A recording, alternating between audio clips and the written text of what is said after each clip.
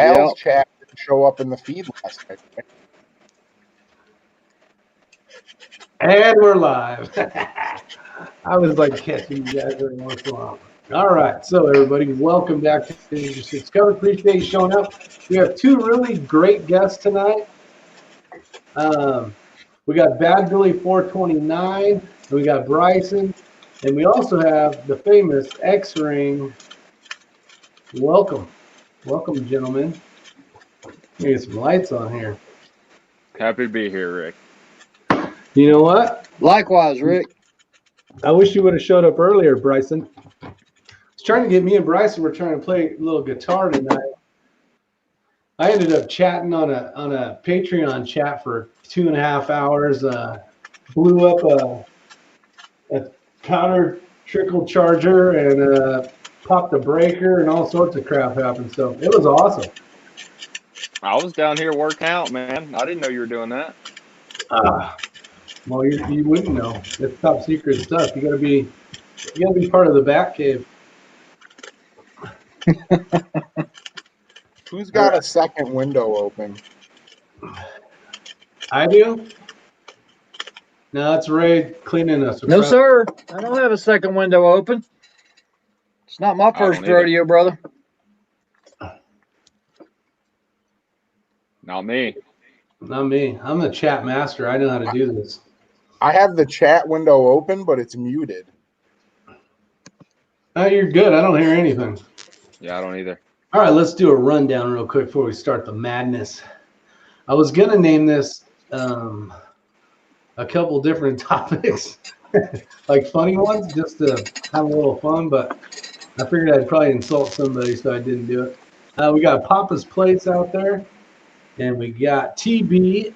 We got Gun Guy. How you doing, Andrew? Papa's Place. Tim Davis. Glad to see your internet is better tonight. Actually, let me bump it up. I think all the kids are in bed. Get some real stuff going here. Let's see if that's any better. If it gets laggy, tell me. Vanessa Kitty's here. How you doing? So we're gonna get started here shortly. Let some other people join us. So we got X-Rings cleaning the silencer co suppressor, the Sparrow that we beat the heck out of. Yes, we did. I'm just trying to get some of the excessive carbon off of here. Bryson worked out today, did his homework. Yup. Was still working out before I hopped on here, too. My kids found out today that they are going to be basically May 16th or 13th is when they may go back to school. So they were not very happy. They were happy, but they were not happy. Then you got Bad Billy 429. Tell us what's going on in Michigan, because there's a lot going on. Yeah, the same old story as a lot of the other states in Michigan. We're on the complete lockdown. Only people going to work are essential businesses. Now, are you required to stay in your house? No, you're not required to stay in your house. They just don't want you gathering in big groups or doing anything really besides going to the grocery store, the gas station, or the pharmacy. Gotcha. We got a reason why I asked is actually I was talking to Ray's dad. Ray was there as well.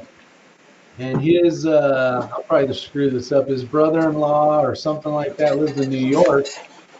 My aunt. Your aunt. Yeah, your aunt. And Aunt. she can't auntie. She can't even leave her condo or whatever she's in. Like literally leave the trash outside the hallway kind of thing. Like, she's in Queens, and a resident inside of the condo tested positive, so they are under lock and key pretty much. They have security guards at every entrance, and no residents are allowed to leave. Wow. that's pretty gnarly. Yeah. That's a lockdown. I would be so pissed if I could not leave my house. I'd be like figuring out a way to sneak out a window or something. When like here, all grocery delivery services are so overwhelmed, and then 3/4 of the stuff you order they can't get it in the store and they cancel the order. So like that would be screwed up. Yeah. Well, yeah, and I went to the grocery store today. I was talking about that on the show earlier. Everything was there except toilet paper, which is just blows my mind. I mean, meats, all different types of meats, cheese, milk, all your basic necessities. Yeah, we were there on Sunday morning and we were able to get everything we wanted. They even actually had toilet paper, not a lot of it, but they had it. And we were able to get everything we wanted, including meat and produce too. But um, they still had no like Clorox wipes, hand sanitizer, or cases of water. Yeah, I went through looking at for iced tea. They had plenty of water, all the different sodas. The only thing that was hampered was toilet paper. What about you, Bryson? How's things at your house? You got people telling you to stay inside and all that stuff? Yeah, well, a lot of people are freaking out over it. Based on some family situations, we have to go through a whole different process because we have medical services regular in our home. So we have to go through a whole process of bringing those people in and out of our house, as well as like some of the things that we need for medical equipment, such as distilled water. All my local, Ingalls and Publix and all that stuff.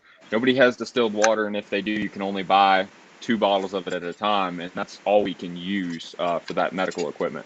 So it's a little bit tough, but not anything that we don't plan for. Keeping that stuff on hand in bulk is what we've always done. So So if I see some distilled water, I should pick it up for you? just let me know. Yeah, that's one of those things that we try to stock up on, especially right now. Okay. Yeah, I kind of got that issue too. My CPAP machine, I can only put distilled water in it. Yeah, we got Collins Prepper. I want to give a shout out to Collins Prepper. That flag right there is up, Collins. So thank you very much, sir. It is hanging with pride. It's interesting What's though up, because Joaquin? it's interesting because even for life-sustaining equipment, in grocery stores, they're still limiting that kind of stuff, which is kind of unbelievable, but it is what it is. Yeah, I was at CVS yesterday and they were limiting people to one roll of paper towel. One roll. Yeah. I think it's going to get worse. You got Body Mans or Us, 518. Thanks for showing up. Anyone ever feel like the zombies are about to start roaming out? With them releasing inmates and closing gun shops in New Jersey, I think shit is about to become sketchy. I think things are definitely going to get worse before they get better, for sure. Papa's place, Les, where's Les at? Billy, you remember? Missouri? Now, he's saying, I'm sure he'll answer here in a second, but no I Brad. thought he was in like Louisiana or something, New Orleans. I can't remember. But I'm he not said, gonna lie though, with that whole zombie comment, I drove around Biltmore playing the Purge anthem, and I did that just to do it. Mississippi. I knew it was down there somewhere. Mississippi. So there's Yeah, that's what's funny too, is that's all they keep playing on TV is the Purge and Outbreak and every Yeah, apocalypse movie ever invented. I'm utterly This is disappointed. StreamYard, right, Rick? StreamYard, yeah. Wait, So you can show guns. no, this isn't Patreon. We're not on the page. Oh, You can show your suppressor. no, it's all good. Yeah, the Biltmore is in North Carolina. Body man. yeah. I drove through Biltmore Park just blaring that. That's awesome. I watched the Purge Is there yesterday anybody because it even was there to on. look at you? Was there anybody there to even look at you? Yeah, it's in Nashville. Oh yeah. Oh, there was people looking at me like, "What is this guy doing? Coming through in a big truck, blaring the Purge siren." I was laughing the whole time though, so they knew it wasn't serious. I just couldn't handle it. I don't even think I know what the Purge song is, honestly. It's basically a warning like the you get a hurricane warning or whatever on the news, and then all of a sudden it's this loud siren, and it's like a Oh, very you know exactly what it is when you hear it because it's like, oh God, here we go. So time's up. Hi. yeah, DW, George is in the house. I'm gonna That's guess a Glock 44 it's barrel. a threaded barrel. Yes, it is. Yeah, we were Ooh, supposed to shoot that the other day, so you got to keep that for a little longer, right? Oh yeah, I was finally able to source one. I have one on the way now. Since we can't show bad things, You can show you that with a can on it.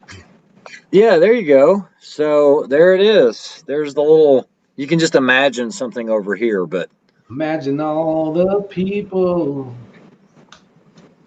so yeah, that's keep the your setup. It comes with the thread adapter with the half 28 on there. Comes with a thread protector for the metric, but I am excited. We're gonna have That to shoot that. We're gonna have to shoot that drill again now. whenever you want. Hey, That's a that water squirt barrel. That's what it looks like. But I'll tell you, guys, it's a lot of fun. You know, Rick posted a video of us out there goofing off today, yesterday or day before yesterday. And man, I tell you what, we shot a lot of rounds, but having something that was the same size as a 19 and being able to train with it, it was cool. hey, Tim Davis, very knowledgeable guy here. He says that you can buy a kit to distill water at home. yes, and I already have those kits, but it's nice to be able to go grab quite a few gallons and have it on hand because we go through it pretty quickly. Hey, that means we have to take the moonshine out. We don't want to do that. Hey, now this is West North Carolina. That's our profit income right now. That's Okay. right. That's how we fill the lawnmower up. Yeah, or you Yeah, can just Vanessa Kitty says it's a felony just to have this barrel. It's like California. can't Yeah, you just empty the water out of your dehumidifier too? she's in. What's that, Billy? Can't you just empty the water out of your dehumidifier? Isn't that distilled? Yeah, but that's not really considered potable water. Yeah, it's not the same, and especially in the equipment that we're putting it in, it's not. You can't do that. Yeah, we're talking about medical here. We're not talking about trying to feed the cats or something. Yeah, no, this is not something to be played with or questioned. This is something that's what we're sticking to. What's Bad Billy? What are you talking about 40 cal for? They said that somebody said they went to Academy and there was only one round on the shelf. Oh, hell yeah, it's 40, buddy. You gotta have that round nobody wants. Yeah, Yeah, Comms Prepper said he got a new cheap Chinese 3018 CNC laser cutter. It works great. Yeah. Cool. What are you gonna make? Nope. DW says nope. Tom says 50. What up, Tom O? How's Tom O doing? Tom O, your signature's up on the board over there, buddy. You made it on the list. You know you made it on the list. Right there. There it is. X-rays on it too. That's a distinguished list too because Rob sold all the 50 cals. Hell yeah. Yeah, Body Man Russ is 22. 22 for the Glock 44. Oh, 22. 22 is in the stores? Now, what happened to that Gen 3 19 barrel you had that was hotter than a $2 pistol? The one that was gold? Oh, it wasn't hotter, like as in hot. Everybody's going to think it's stolen. No, it's hot as in. Ugly as hell. No, it is not ugly. No. You talking We about this called old it. muzzle brake? Here's the thing: we called it hot because he's got the barrel, but he's got no gun. I Was have the whole gun point of coming. that. It'll be here in 2 days. California, Tim Davis, you can't have a threaded anything. If it's fun, you can't have it. That's basically how it works. That's the easiest Okay, way. so basically, Go ahead. I do not have a Gen 3 Glock, okay, because I sold all of my older Glocks and everything else now is newer. So there is a company, and if you guys haven't seen them, it's called Killer Innovations. And look, I'm not big into the Gucci Glocks or anything like that. I actually don't even own one. Oh, look, there's one right there. That one's not so Gucci as the ones I'm talking about, but Killer Innovations is doing some really cool stuff with some of their slide cuts. getting very, very aggressive with the slide cuts, like to the point I've never seen before. And their stuff is relatively inexpensive. Now, all of that being said, I'm trying to get this assembled while you guys are over there. Give me a second. Do you know how to put a Glock back together, buddy? Yeah, this isn't a Glock. Oh. So anyway, I was able to score a very, very good deal. I know it came with a free bowl of soup too. Yes, it did. So there's the barrel. Okay, you guys can see on the locking block here. They actually machined that out. You guys see that? You can see light through there. It's a bottle opener. Yeah, it's like a bottle opener, but there's a comp for it. Look at that. Yeah. Look at that. Talk about gangster. Oh, Bling, yeah. bling. Talk about gangster. Rick, Nothing Crylon can't fix. Oh my gosh. While you were away Before earlier, we get demonetized. Hey, that's all right. When them bullets come out of there, it's not going to know what color it is. That's some ghetto shit. Hide that. You know what? That's all right. No problem. I would much rather have what Bryson has than that stupid ass gold tip for pleasure, rib for pleasure thing on there. when you were away earlier, Rick, Ray and I were talking about titanium nitride bolt carrier groups and how blingy they were and how he used to get made fun of for using them. Yeah, this was back in the early 90s. No one knew what titanium nitride was. And so I titanium nitride at a couple of bolt carrier groups, and I would show up at these matches, and these guys, what the heck? You got a gold tooth to match that? I mean, that gave me heck. But, you know, I'm not looking at it for the aesthetics. What I'm looking at it, guys, is the innovation here. Okay, so number one, I'm going to try to get it close so you guys can see it. Do you see those raised rails? What they do is they scallop out the rest of it. So when the frame or when the slide is actually coming across this, it has minimal contact. This is a threaded barrel, and it looks like we have a set screw here and a set screw here. I won't own anything that has a set screw like that. So what this does, yeah, a comp with a set screw is not a comp. So hold on. Oh, that's a good way to mess up your threads. We've argued about this stupid thing. You know, we're not arguing about anything. So if you look right here, guys, there's a relief cut on each side opposed 180 degrees.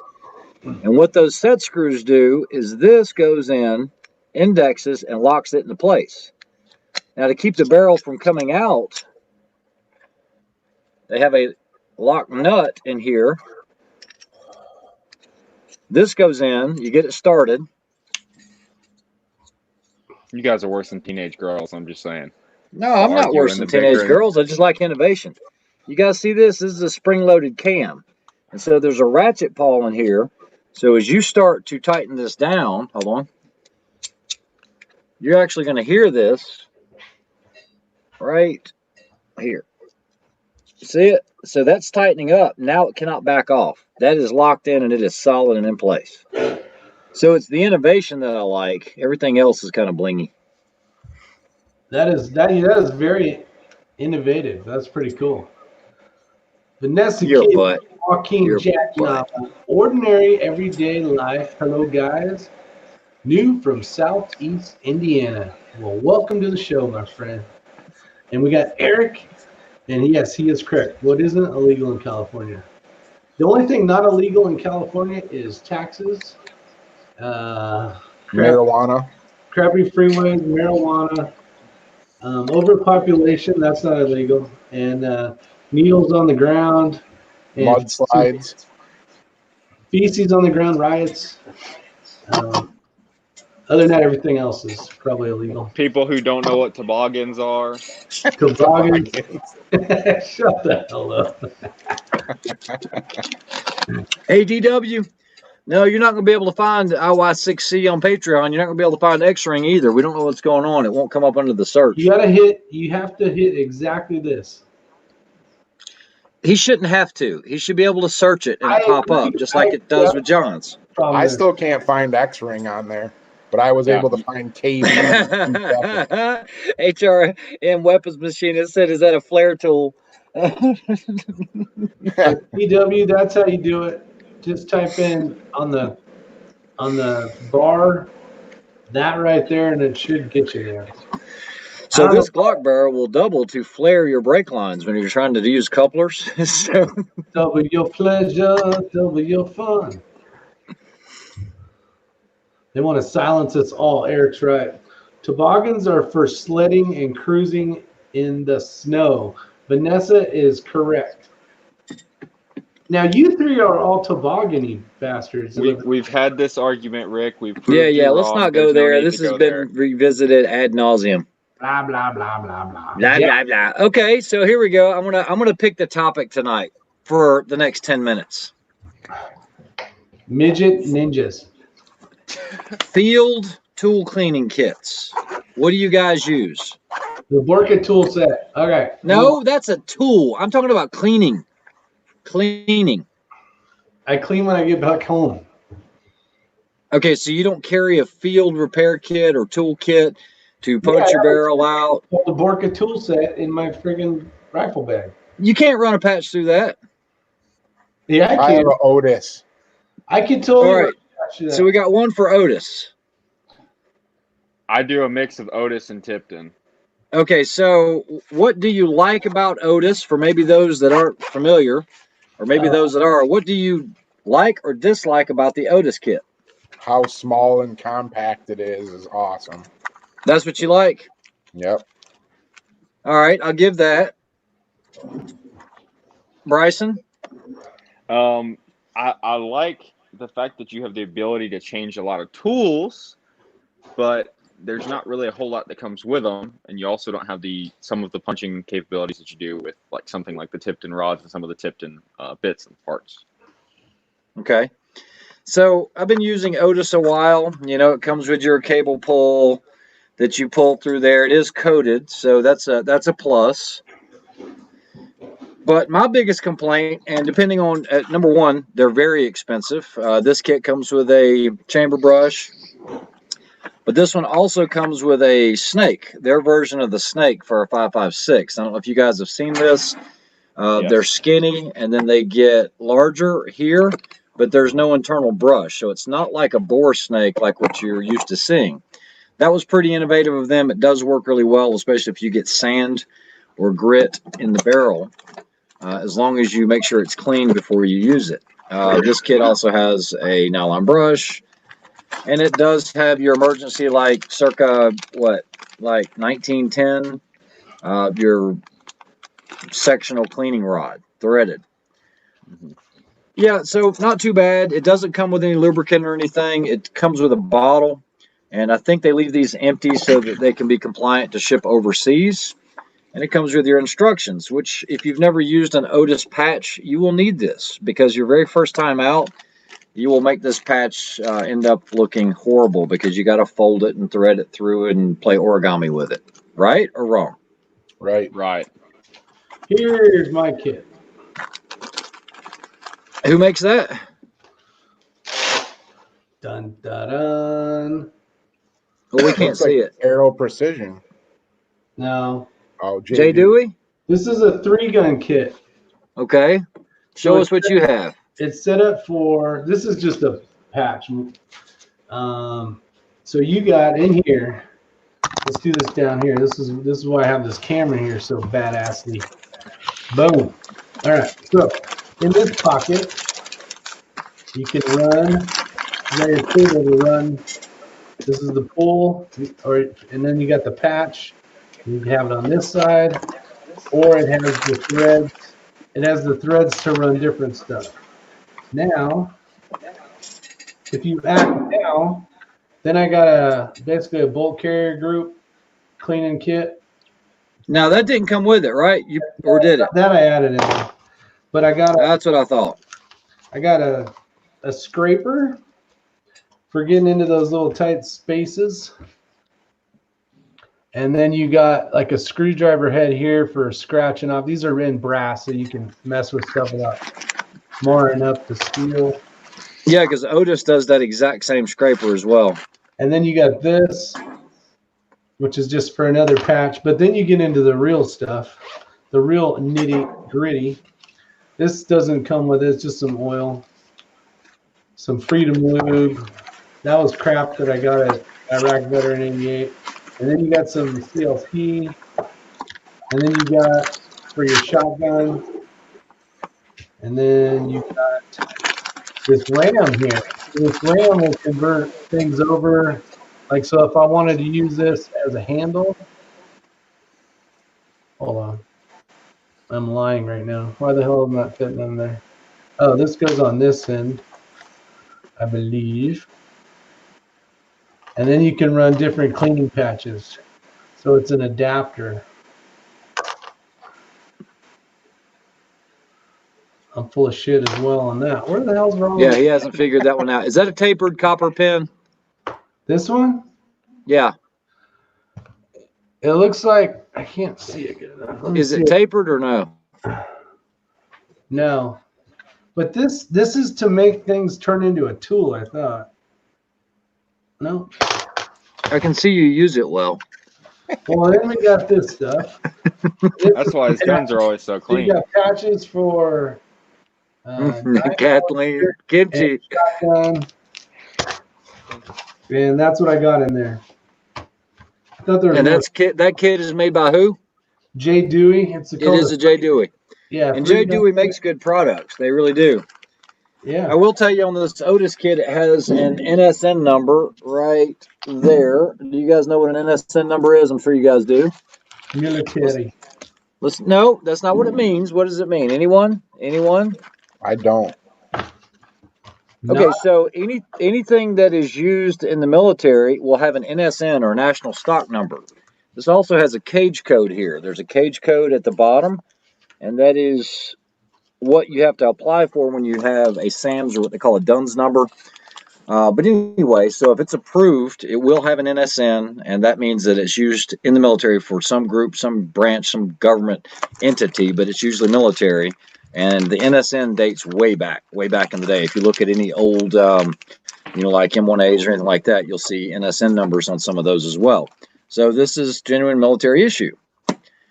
Here's some other ones that are. This is one by ProShot, okay? You guys have probably heard ProShot, but a lot of you guys don't know that they do supply kits to special operations. This is their lightest, most svelte kit to throw in the pack, so you've got something. And it has chamber brush, 308, 9mm, 5.56. And of course, if you guys have used ProShot stuffs, their jags are second to none. I mean, these things are just beautiful. Yeah, okay, so you have the push, jags and patches. Yeah, I'm a huge fan of ProShot, but you have a push jag, or sorry, I'm in the camera backwards. Push jag, pull jag right there, or eyelet jag. It also has your nylon brush. This is all in that little tiny kit. This is the tool handle here. It also comes with CLP, inspection, bore inspection, your standard patches. And you guys have probably seen this before because these are the coated sectional rods that the Borka kit uses. Because they actually provide these for Borka. They make them for Borka for bore obstructions as well. And this is a brass jag to get empty cases out or whatnot. So that's a really, really good kit. There's another one they make, which was this one in the multicam, and this is probably one of the best kits that I've seen. They make some different sizes, but this thing's really lightweight. They have where you get flashlights and blades, but what's nice about it is when you open it up, if you're carrying this on a molly, it doesn't just dump everything. But if you need it to open up, it has these side hinges with Velcro, and you can pull that, and these all have NSN numbers as well. And then now you can open it up as a full kit if you like. So that's nice because it's on a pack. When you unzip it, everything will just automatically dump out. That's pretty There's cool. something unique, and that's why I wanted to mention this, because if you guys do a lot of cleaning, okay, you have the sectional rod, you have your nylon, but on the other side, you have all that other stuff that I showed you a moment ago. But what people are not aware of is this one right here, something that the owner, John, designed. And this actually goes on your pull cable. And I'll show you how this works real quick. I'm not going to pull it through a gun, but... So, Ray, is that the one that's 5.56 specific? No, it is not. This one does 9.556 and 308 because those are your common military calibers. But what's unique about this one, guys, is when you have this pull cable, instead of using a pull jag, what you do is you take that little bullet, you push it through the center of your patch like this, and then you thread this on, and this is now just like a pull jag or a push jag that you use. You see that? So you're pulling it straight through just like you would when you're pushing something through your barrel. You see what I'm saying? It doesn't use the eyelet. And you can use any size patch for that, but it's a really ingenious design. And this end is the one that handle goes on to that you tension. So you have a true pull handle. But that's actually pretty cool because it just unscrews and you just poke a hole in the center of your patch. Yeah, So that's really definitely a ingenious valuable design by them. So you actually, there's a piece though that you could lose, right? That little piece has to go into the clock and then screw into Yeah, that. you push it through if you don't want to thread it through or push through with one of these with a Okay. hard sectional rod, and you wanted to use the cable instead. But it gives you that option of doing a straight uniform, Yeah. basically pull through instead of a push through. Okay. It's the first pull cable I've seen that you can put a round patch or square patch and pull it straight through like that without having to thread it through one of these eyelet jags like that. Yeah. That's cool. Because that's TP. That's not, that's it. You know Toilet what I paper. can get for that? That kit comes with toilet paper and lube. I'm But on the yeah, so I just wanted to kind of talk about some cleaning kits and stuff like that because if you're in a harsh environment, you're going to want something, especially in sand, like sand, dusty environments. You're going to want something to carry in your kit. Ray. I'm on their website right now, and all their stuff in the multi-cam kits is caliber specific. Yeah, this one's not. This one actually has. He's got the all. special kit. Yeah, you know what? That could be the case because see, I have all of the 7.62 chamber brush, 7.62 bore brush, 5.56, and 9 millimeters all in there. So the one kit says it's good for 30 cal, 308, and 7.62. And it is possible that I have a kit that might not be available. That's very possible, actually. That's very shocking, Ray. Okay, well, whatever. Is there a part number on it? Uh-oh. Billy, don't put the computer number in or your computer will smoke and blow up.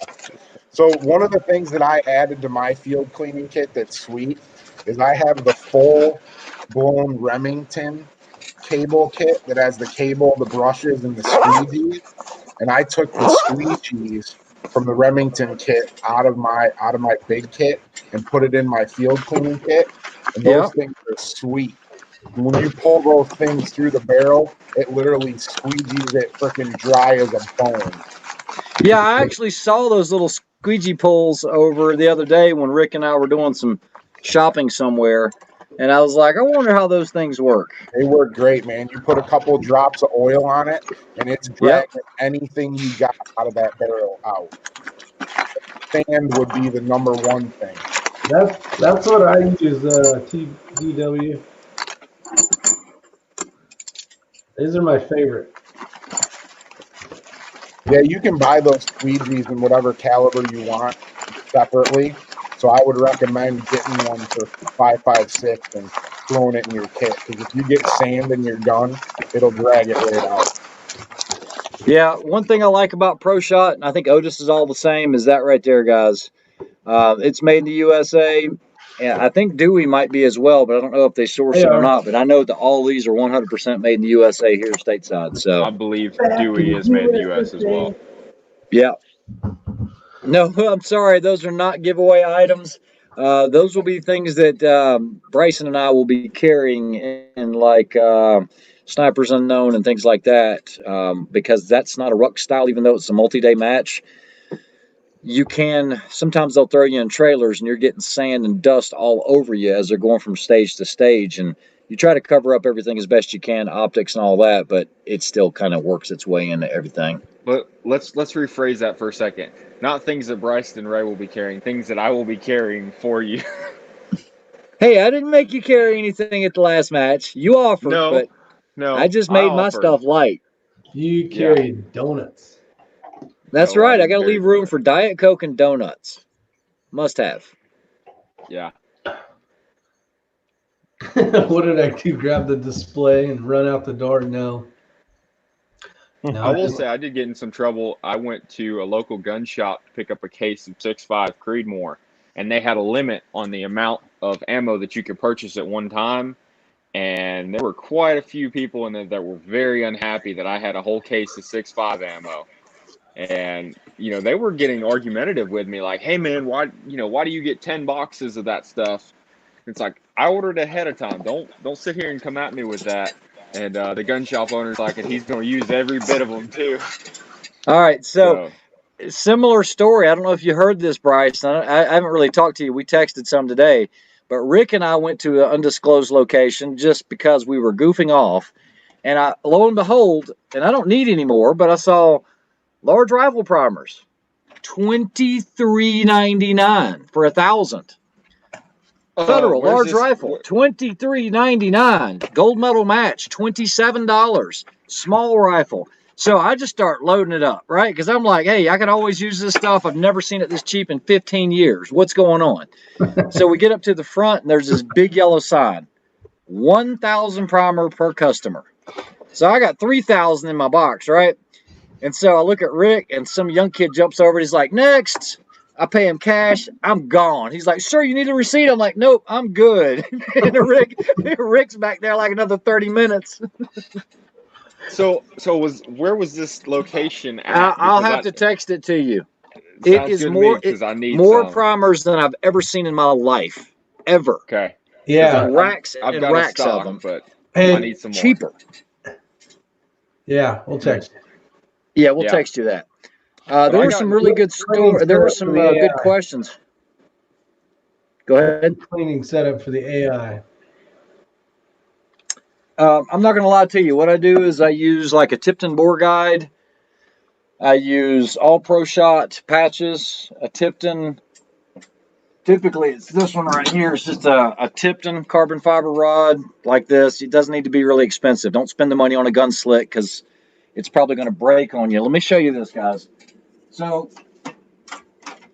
a gun slick rod costs about twice as much as a Tipton, and they have some ball bearings that are second to none. You can't even hear that. It's like fishing bearings out of a really high-end reel. But what happens is this end right here will bend on you and pop out. And what it does is it kinks in the barrel. And so this right here is junk. This is going in the garbage can. And I was really disappointed in this. I'm not knocking Gunslick, but this is a bad something that they made. One's Jay Dewey's, man. Check this out. I have. Oh, yeah, there you go, I have guys. all Look at Dewey that. cleaning Look at that. rods. That's what happens to it. And I'm not dragging that through my bore. Look at that shit. That's what All I right, ready, have Rick? Dewey. On three. 1, 2, 3. You didn't even spin yours yet. Mine's spinning. I know, but you waited. I That's went on loud. 3. No, he's right. I have a lot of J. Dewey rods. I quit using J. Dewey's, though, because what ends up happening is this is a steel rod or some type of metal rod that's coated. And this coating's great, but every once in a while what will happen is this will start cutting, and you will have raw metal in here, which I guess it's fine. I'm a huge fan of the Deweys. I got a bunch of them over here. Hey, But, guess what? hold on. I want you guys to guess out there why I put this on here. So you don't get it mixed up with Ray's. Yeah. Well, he'll come over and leave a bunch of stuff here. And so, I mean, I'm cleaning up. It was like yesterday, he was walking out the door. I was like, Rick, is this yours? Is this yours? Oh, yeah, I forgot. So he better put his name on it. Oh, yes. Hey, Rick, Dick. you recognize this? Yeah. That's yours. What's that, 17H or more? Yes, sir. No, I bought that one for you. Oh, well, thank you. I bought another one because I knew you wouldn't give it back to me, so I just bought another one.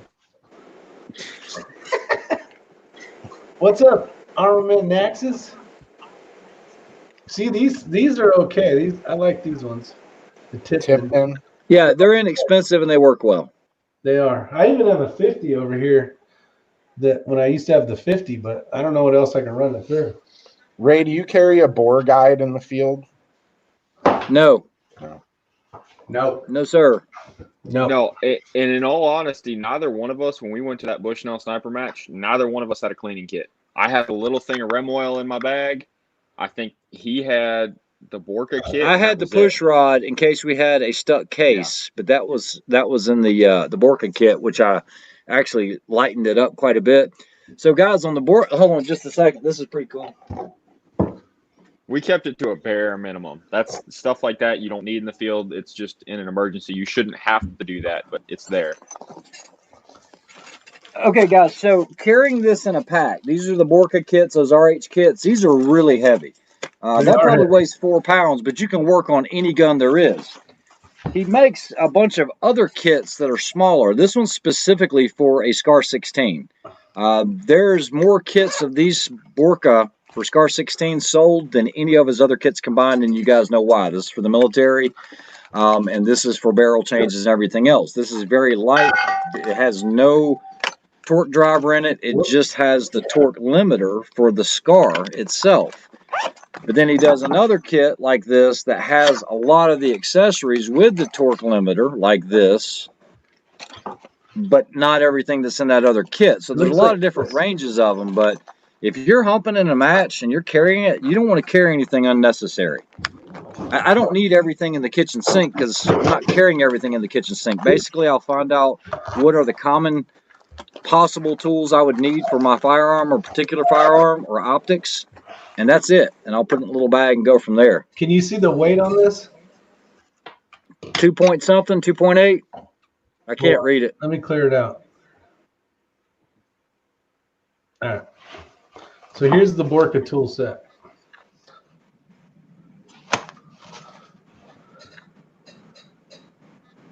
£2, 8.6 ounces. Yeah, I said 2.8, I think. Yeah, but it's a sweet ass kit. What's up, Armament Axis? And then you got to add this. Roach clips. Yes. Yeah, I've always told Rick, you got to have a set of hemostats in your pack. Those, not for shutting off blood, but those are so helpful. Well, especially when this kit's brand new and you want this one, say, it's nice to go get it out. And he's not lying. Yeah, they're in there tight, which is good. Yeah, Harrison, his site does need a lot of work. Him and I had a long conversation about that, and he is going to work on updating that. But if there's a question you have, just direct it towards me. And if you guys ever want one of these Borka kits, like I said, just send me your last name and zip code, and I can get you a deal on it, or at least a better deal than you're going to find, because he never, ever has a sale or anything. What's up, Harrison? How you doing, buddy? Car King is out there. V-Borg, HRM Weapons Machinist. Kathleen. I think I got everybody. Yeah, Armament Axis says he carries a field surgery kit, which has hemostats and a suture kit. That's always good.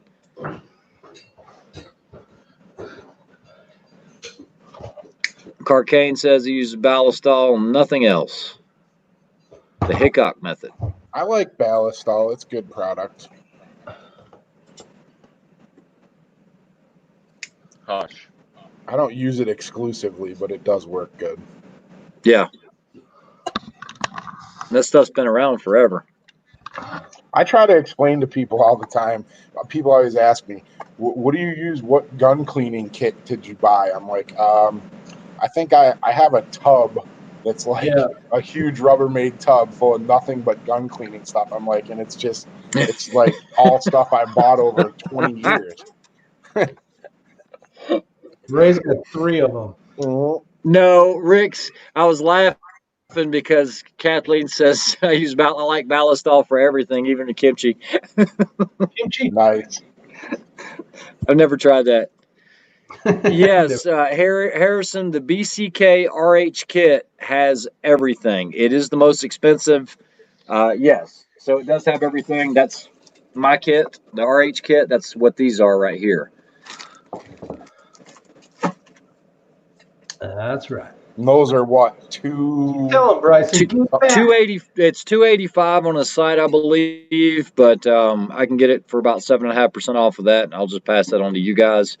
So all you have to do, like I said, is just tell him who's buying it, and he'll honor my shipping on that, which is 7.5% off. Is that that's the same kit Rick has.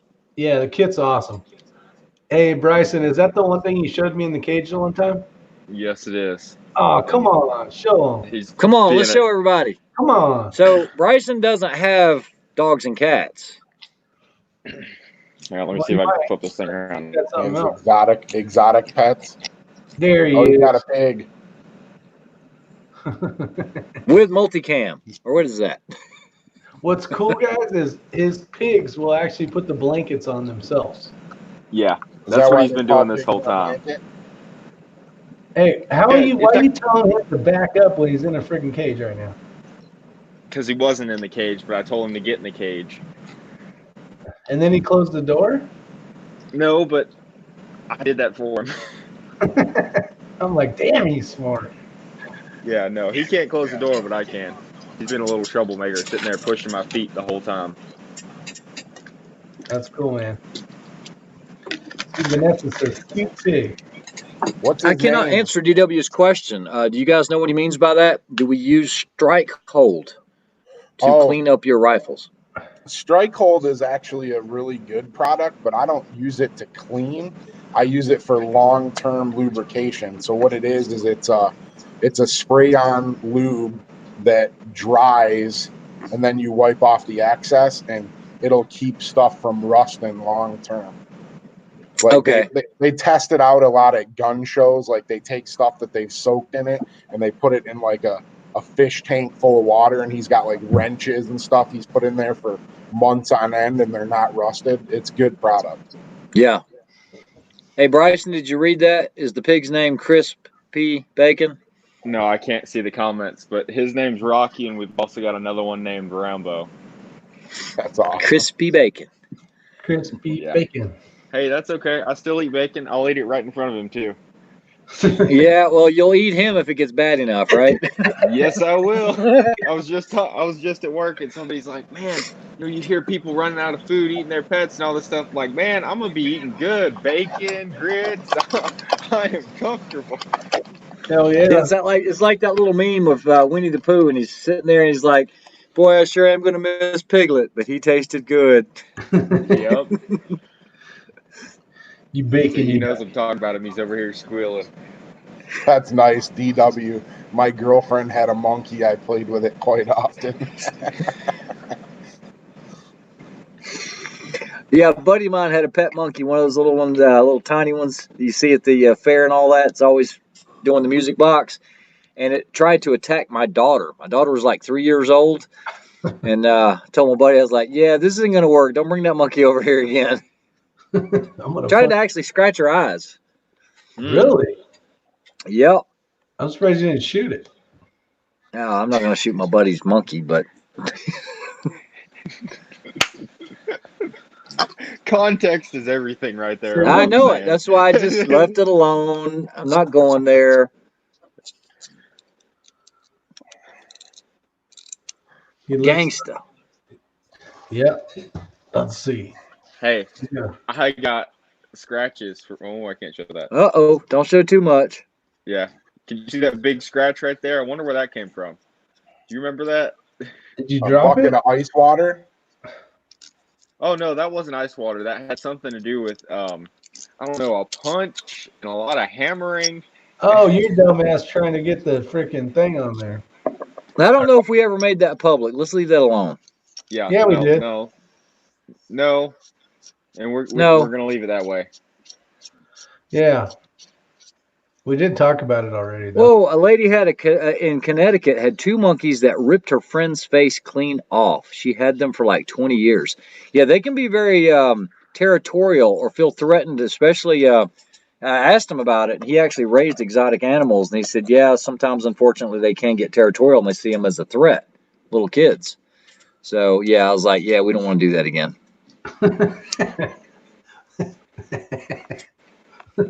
Oh, I would man. hate to have to kill your monkey.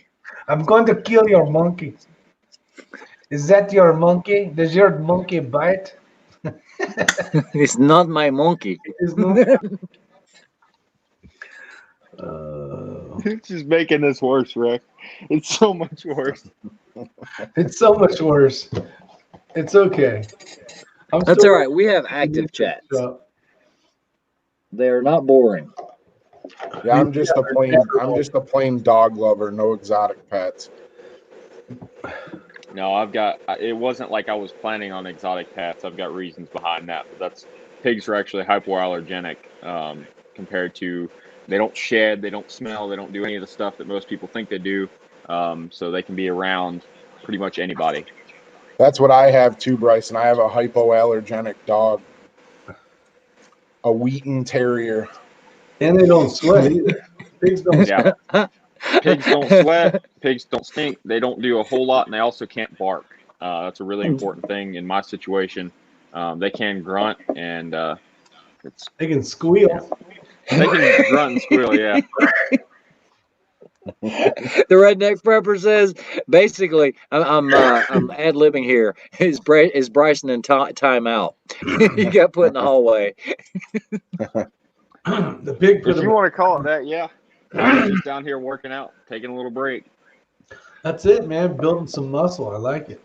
Yeah. Lynn Holt says, emotional support pig. That's right. Look at Kathleen. I have a hyperallergenic roommate. Honey badger. Eric's got a honey badger. The fling and slobber makes folks run to the hills, Vanessa says with her Dalmatian or her St. Bernard. Man, those things can slobber. You ain't lying. My dog looks a lot like Rick's dog, Rusty. Oh, yeah. Rusty, the smiling dog.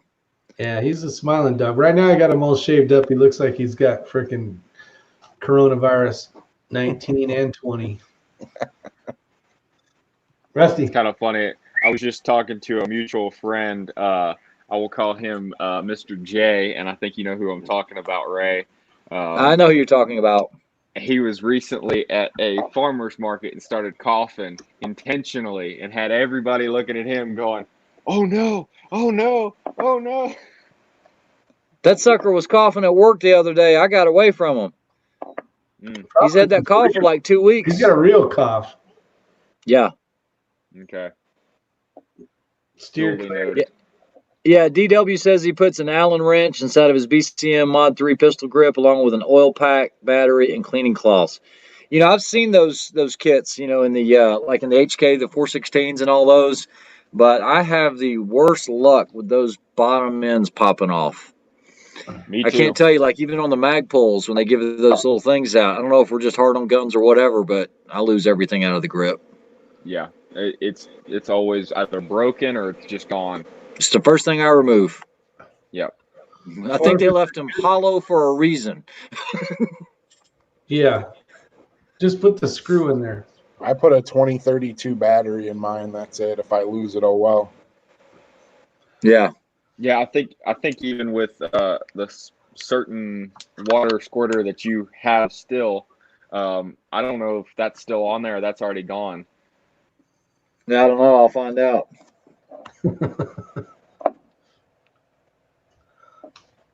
Can you climb the rope, Val? He said, of course. They always ask him that. No, just I don't Val. get it. Just Val does. That kid can run circles around your ass, Val. This kid's gonna take him down one day too if he keeps it up. I know. That's crazy. A St. Bernard, 189 pounds of pure muscle. That's a big dog. That's a big dog. I would not be visiting. I have a rule when it comes to dogs. I don't get ones that shit bigger than I do. How do I get a retaining bolt off of something Tim's asking here? How do I get a retaining bolt off the back of a Savage 110 bolt without messing up the bolt? Borka toolkit. No, I don't know what he's asking about. I mean, we did that one where I showed everyone how to take the firing pin out of a bolt gun, but I don't know if that's what he's asking.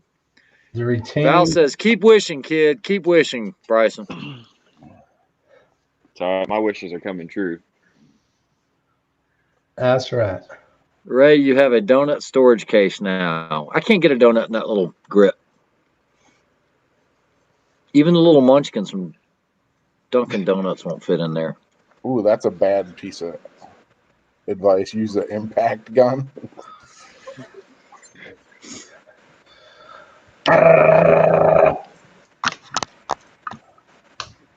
I don't know about that. Tony's out there, the redneck prepper.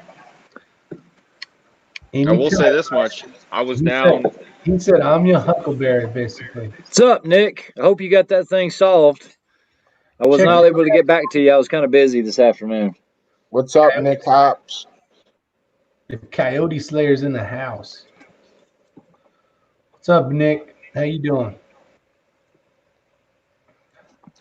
That's what I'm going to do. I'm going to go to the hunting property this weekend and slay some yotes. Yeah. Yeah, because they're going to eat your deer. Bust out the 22-250. Oh, you sucker. He says he wants to replace the bolt handle, and I need to remove the retaining bolt. And it's tighter than a beep, beep, beep, beep. I can't mention it here. Yeah, it's not the bolt. Okay, so it's the bolt handle he's trying to get off. So, gotcha.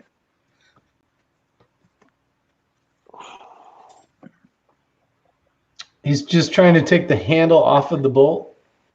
Well, it sounds like it.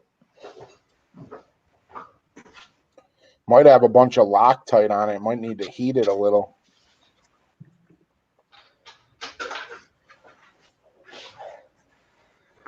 He's trying to get this piece off, but with his type of rifle? He's trying to get the knob off, I believe. Yeah, some of them are one machine piece, or some of them are forged in there. It all depends on what it is. I'm not familiar. Yeah, with but he's saying there's a bolt, so it's probably removable. What's crazy is I don't see any bolt on here except to take this little piece off. Mine slides out; it's dovetailed in. Yeah, yours is dovetailed. Like your Remingtons and all those are welded. Yeah. I actually think some of the newer Masterpiece Arms bolts are detachable, so you can put a smaller or larger or whatever size ball on it that you're wanting. It's actually kind of cool. He said knob.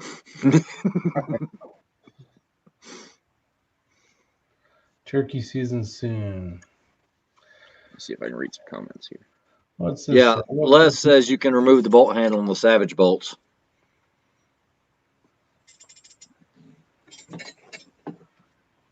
You tried the link, but it didn't work? Should have worked. It worked for the other three knuckleheads here. The back end has a screw-on cap that takes a number 6 hex key to remove it. Maybe you do need the Borka tool set. Sawzall. Sawzall.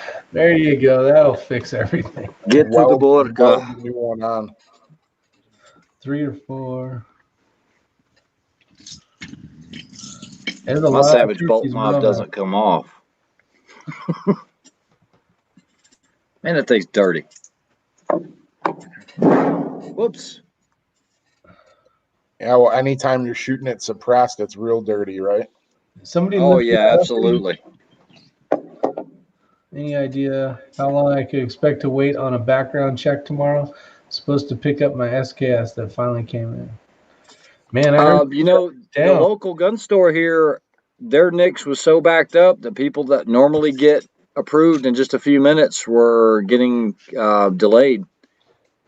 Yeah, same here. A bunch of our gun stores just flat closed because they're so behind on checks. They said when the checks were completed, they'd call people to set up an appointment to come pick up their guns. Yeah. I will say that a local shop had over 48 rifles on the wall. Now they have a grand total of 5. CG. One of those. Yeah. Yeah. and I know one of those rifles is probably going to stay there for probably ever, because that's a Cobalt Kinetics Edge rifle. Yep. That's a pricey one. Ain't nobody buying that unless they have to. Yeah, he said just about everybody's come up and looked at that rifle and wanted to see it, and then they look at the price tag and put it back. Actually, that Cobalt has been up there forever. Because It when is I your was pick. there back in the day, I went to every gun shop because that's what you do when you move from California to America. You check out all the shit, right? You got to read DWs out loud. Go ahead, Rick. If your pig's a squealer, tell him snitches get stitches. Rocky. That's good stuff Hey. right there. Usually the bearded fisherman's the one with all the jokes. Oh, we got a 249 saw, question mark. There's one of those available. Yeah, quite a few actually. I actually brought one to a certain location, and Nick and everybody got to have a good. Nick's very familiar with that platform anyway, so he actually assisted me in letting everyone have a good time. I was trying to remember what Nick that was, and now I know who it is. Yeah, good dude. It's the one that played with Rick and I and Jake from State Farm when we were doing pistol I've been drills. trying to get him on this chat so we could talk about that. That was an epic day of good teamwork. Yeah, Eric says he's got 3,500 acres to hunt on in South Carolina, lease land. What? Yeah. That's solid. Nice. Yeah, Nick, that was a good day. That was good stuff.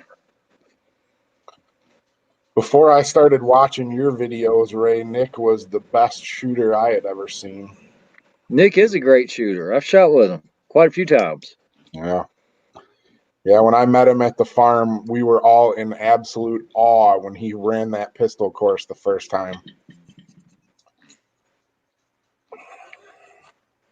Hey, okay, so I have a question. There's a friend of ours that's actually moving from California to North Carolina, and it's nobody you guys know. It's not any YouTube or anything. And he moves in 8 days. Will he be able to come out here? He's already had the flights and all that booked, or has that been shut down? I think the planes are still flying. Okay. Yeah, they haven't banned interstate There's travel just yet. nobody on them, I believe. Yeah, a lot of people Okay. are just too scared to do it. And I, as of right now, I know that person that you're speaking of, and I believe he's still coming. I know he's planning on it. I wouldn't be doing it. I'd be renting a U-Haul truck and driving. I did that 2 summers ago. I couldn't even get Rick to go with me. He's like, I've done it before. I'm not doing it. You're on your own. I had just done it. like 8 months, like a year before. Or 5 times, huh? It was supposed to be a road trip. Well, we can go on a road trip, and just don't take me back to California. I don't want to Hey, go. Ray, I won't be a buzzkill. You know I'm not. We'll go for it. There you go. All right. No, I wasn't talking about him, Prepper. Just thinking what up with you flying west. I'm not flying west. I'm actually staying here. I should be there right now, and I did not do this rotation. Guys didn't mind working for me because they can't go anywhere, and everything they had planned is canceled. So they're like, just stay there, and then maybe even the next rotation. I don't know. So we'll see. I may not be at work for a while, which is good and not good because at some point I'm going to run out of holidays, which is going to come up probably on the next rotation. Okay, so Shebal Siki, he says, any recommendations for infrared laser devices, PEC 15, D-balls, etc.? It's interesting. I like the PEC 15s, but it's old school. There's a lot of stuff out there that's a lot cheaper. I do know for a fact that KB32 found a Russian unit that I was pretty impressed with. For what it cost, I think it was like $500 to $600. And it was spot on, and it was a green laser instead of red. I've had no issues with any of the packs that I've got, and they work great. Rick's looked through them. I've heard a lot of good stuff about the Steiners, the D-balls and all those. So that's just one of those. Depends on what you're going to be using it for, how often, and do you want to spend the big money or get a unit for $600? That one John's got's pretty nice. Hey y'all, I got to get off here, get into some more trouble. So I All right, appreciate buddy. y'all. See you, I Bryson. appreciate y'all We'll having see you, me on Bryson. here. I'll holler at you Wednesday or Thursday. All right, sounds good. See y'all. All right, see you. It says the eastbound I-10 eastbound was closed a while. I don't know if she's familiar. Obviously, she's from Cali, but there's been cases in Coachella, California. I think Riverside's up to 9 deaths, I believe it is now, and quite a few cases, but it all stemmed from Coachella Valley. So that sucks. That's where it came in through Riverside. No bueno. But anyway, that's the freeway that takes you out there. Maybe that was part of it. I don't know. Hollow Sun 407C, Lakeview Outdoors is in the house. I need somebody to send me one of those Hollow Suns for testing Nick. and evaluation. Nick's here. What up, Nick? What's up, Nick? What's up, Nick? Hey, how's it going? Good, buddy. Doing well. Glad to see you on here, my friend. What's that?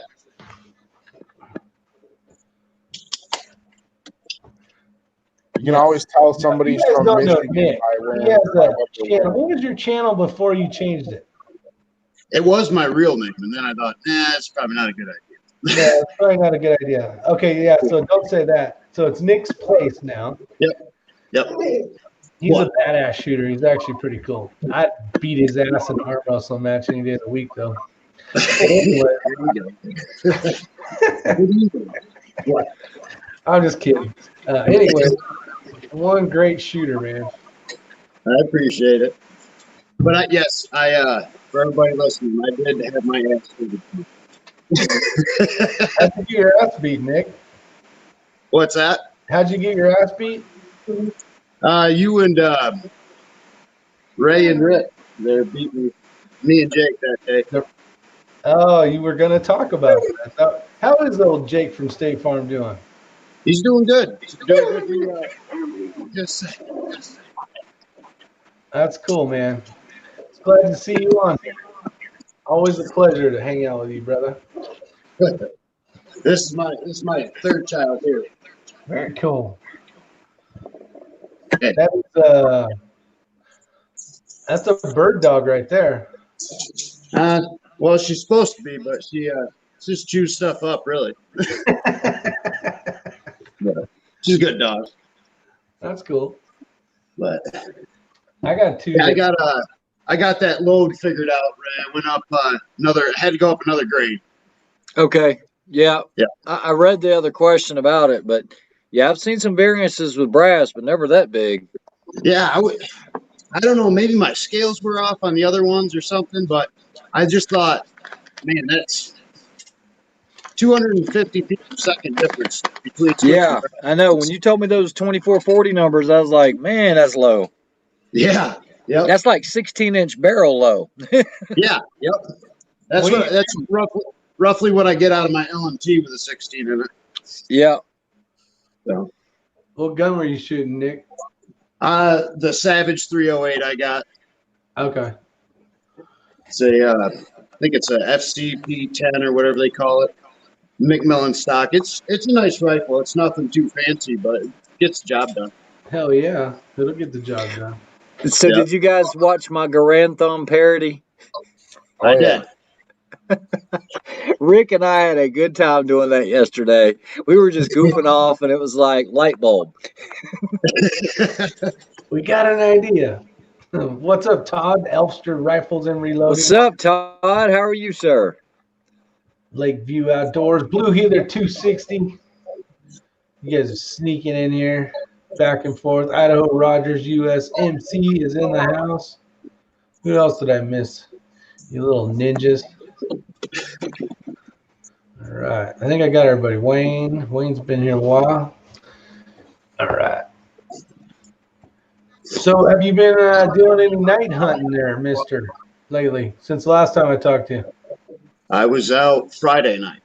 Friday night, and Could have got 3 of them, but the wind was wrong, and they got about 250 yards from us and took off. So, it is what it is. So, Yeah, I hear you. Hey, how's that Microtech treating you? I love it. I love it. I'm ready. I was about to give you a call on something else. So Okay. You have it right now, though. Knife check. it's I do have the garage knife here though. Oh, there you go. Bad Billy? Crickets? I got no microtech, buddy. No, it doesn't have to be Microtech. Oh, don't roll too far. It doesn't count. I have There you go. That is not a Microtech. That is not- That is a Raven Crest Tactical or something like that. That's exactly what that is. it's an imposter from the gun show.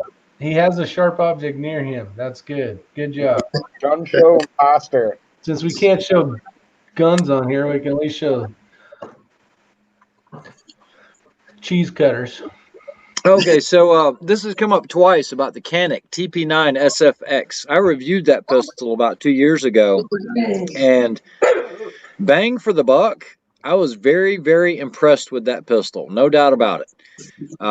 It had one of the best triggers I had felt out of a inexpensive striker-fired pistol like that was already RMR ready, that had the extended magazine release. I mean, it had everything. But I started doing some research. It had everything, man.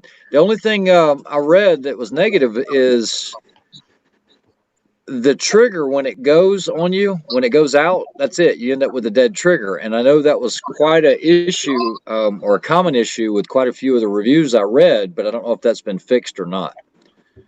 I have 2 of them. I have a TP9 SFX, got about 3K rounds through it, and I have the original TP9, has probably about 5 through it.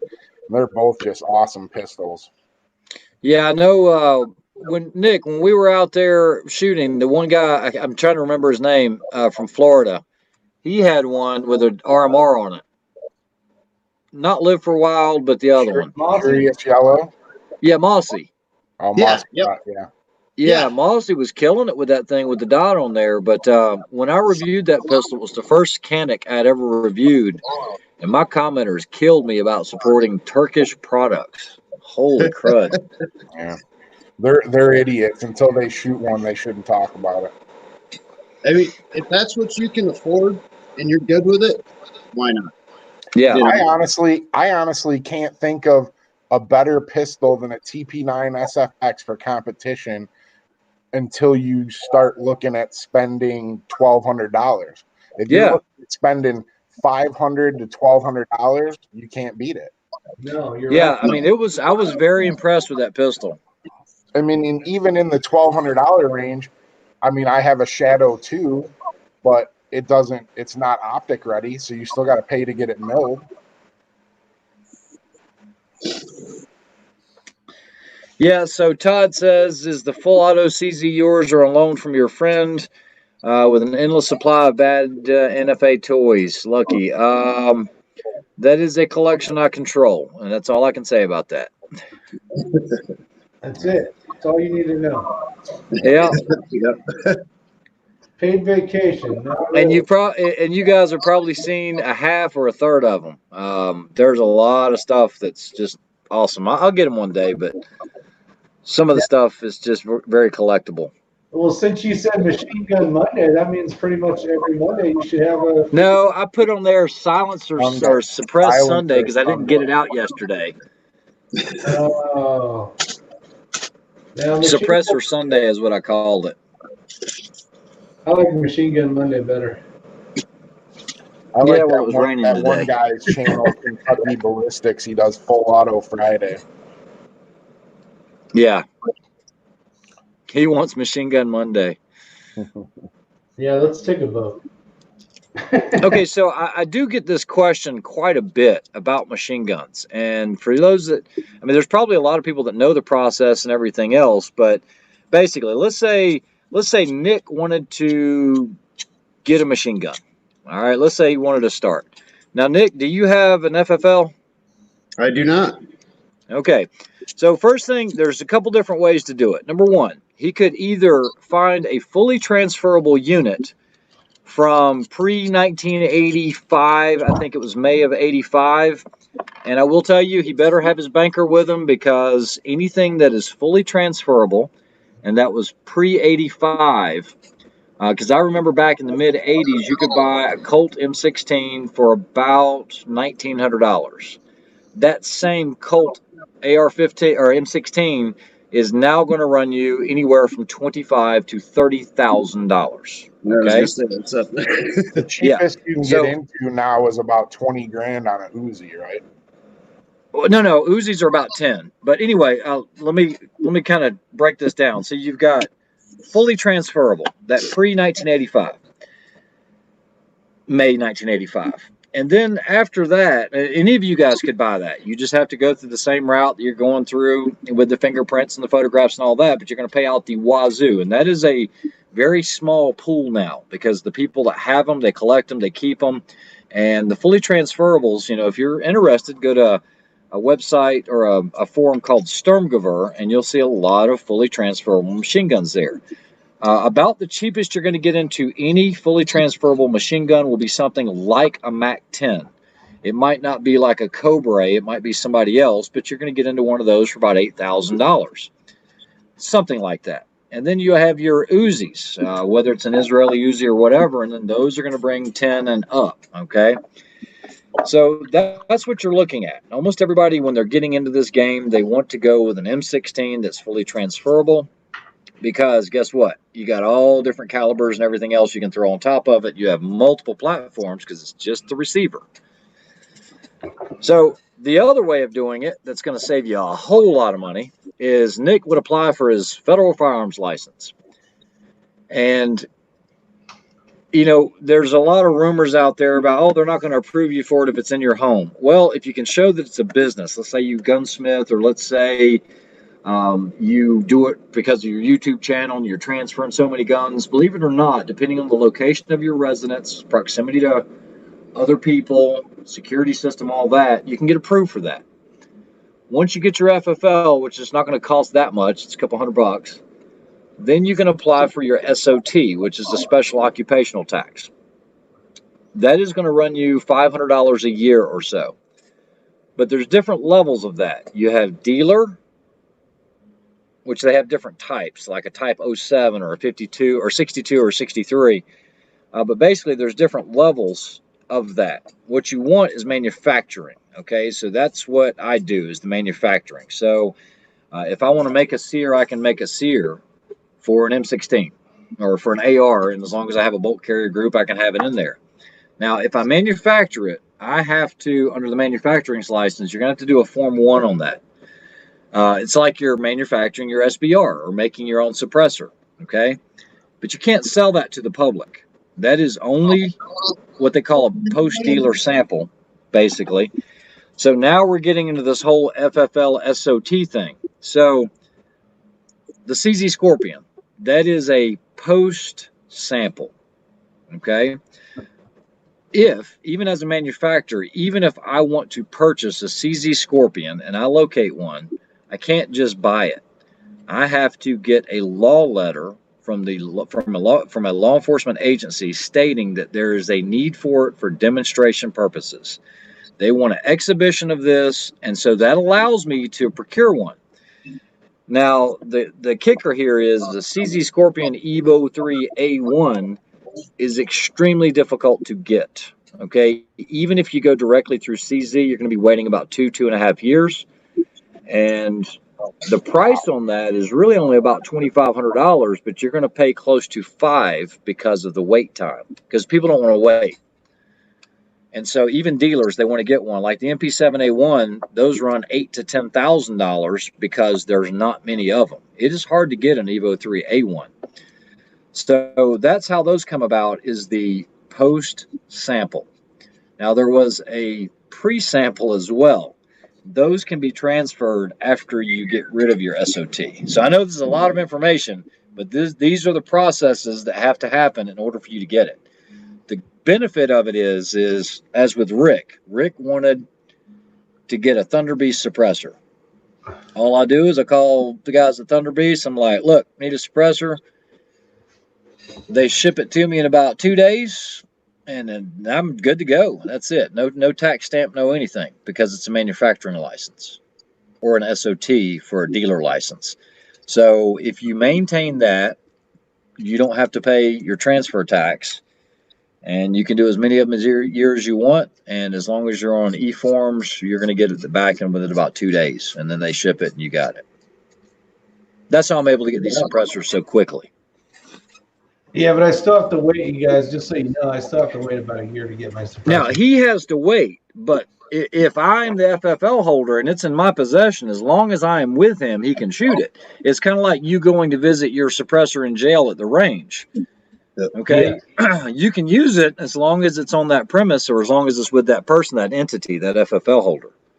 Yeah. That's what's going on with that. Someday when I grow up. So Ray, when you have the SOT and you have something that's post 85, 86, yep. Do you actually, when you buy something like that through that SOT, do you actually own it, or is it just property? No, it is owned by the company. Okay. It is owned by the company. Now, there are some caveats to this. Okay, there are certain guns that once you dissolve that FFL SOT, that has to go to another FFL SOT and be transferred. I don't know the exact amount of time. I think it's like 90 days or something if you just shut your business down. But certain guns can be retained by the individual. Okay. I do know that pre-samples, because I just moved 2 saws, and they were pre-samples. Now, they weren't fully transferable, but they were pre-samples. Those go about $50K each. Is this a public chat? Yes. Oh, I thought it was on. Okay. Either way, I'm not going to talk about it anymore, but that's enough of that. But those can actually be retained after the fact because it is a pre-sample. Those fall under different guidelines. So what's a Glock 18 considered?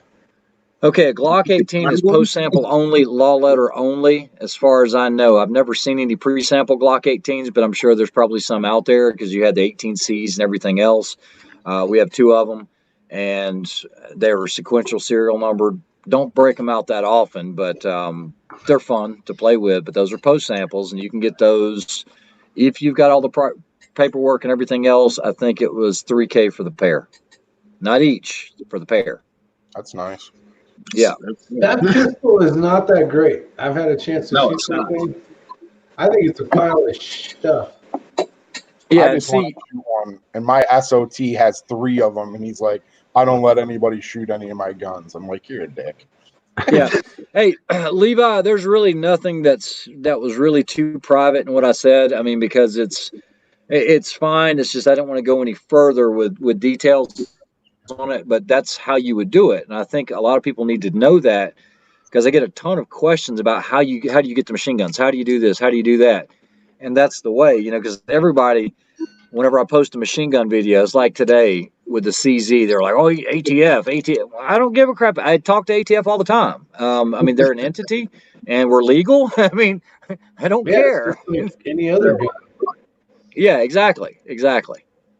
And I don't mean that in a bad way, but it's just, a lot of people just comment and they're like, oh, I bet you ATF likes that rifle.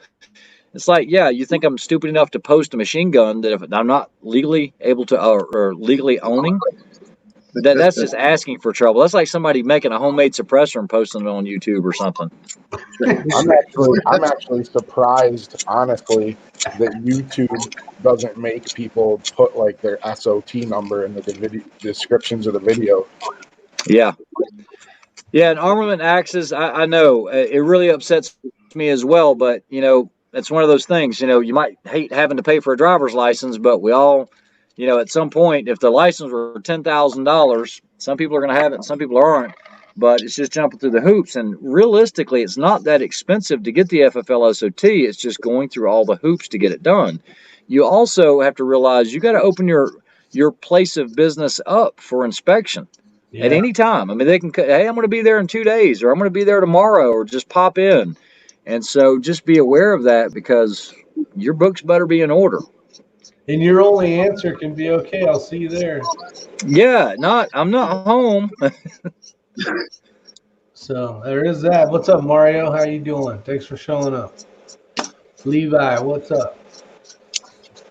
Guns that got it comments. How you doing? Yeah, so there is a lot of things, but once you get it, I mean, there's a lot of fun to be had. Yeah, there really is. It's like, making sears and stuff like that. I mean, it's really cool. Like I said, you still have to do all the paperwork. You still have to serialize it and everything else. You can't sell it to anyone except another SOT, but they would once again need a law letter for that as well.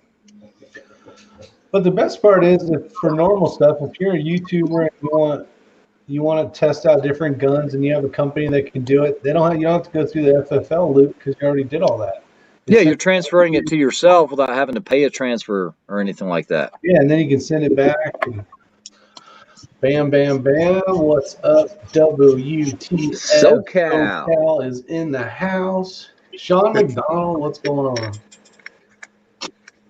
What's good in the waistband holster for a P365? Ray's got an answer. I know I got an answer. Okay, so the one that I've been using that I'm happy with is one by QVO Tactical out of Las Vegas. And I've been happy with it. I had to make a few little modifications to it. Rick's got one that's pretty comfortable, but it's leather. It is. It's a Garrett Industries. It's a hybrid, half Kydex, half holster. Not like you'd normally think of. So you need to look at Garrett Industries. Yeah, and then check out Harry's with Harrison's holsters or Harry's holsters. I have one of his. It's really good, but I just had to make an adjustment on the length on it, and that was it. I think Rick did the same thing. I don't know if he's changed that system or not, but it was a very comfortable holster. The reason I ended up going with QVO is because I wanted a spare mag holder. Yeah, there you go. Yeah, Armament Axes, I agree with you. More laws is less freedom, and that's exactly right. And we just keep losing them every day, it seems. Every day, and it's going to get worse in the next couple weeks. I'm thinking. Too lazy to dig through old videos. I don't blame you. Shit, I can't even find videos I know I made and can't find them. So have fun with that. I think I have almost 1,000 videos now or some crazy shit. You probably have that many chats. I might. That many chats with your mug on it too. I know it. If I'm at home and I'm bored and he's like, "Want to chat?" I was like, "Sure." What's the topic? Would you say it was something? It was. No, I'm not even gonna say it. Ninjas. Yeah, ninjas. Ninja. What are your thoughts on the 5717? I have none. Oh, he's talking about the HR bill, right? Yep. There's a lot of bullshit going on. Yeah, they're trying to do whatever they can to slide shit under the rug while all this coronavirus crap's going on. Yep. That's when they do most of their emails at night, around midnight when everybody's sleeping. Except for us YouTubers, because we're up late at night. Fuck the shower.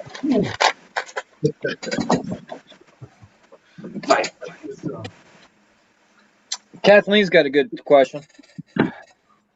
What are your thoughts on the CZ pistols? There's a lot of people here that like CZ. I think everyone in this chat's a CZ fan. I don't know about Nick, but us are. No, I'm not. We all know that Nick is a Glock fanboy.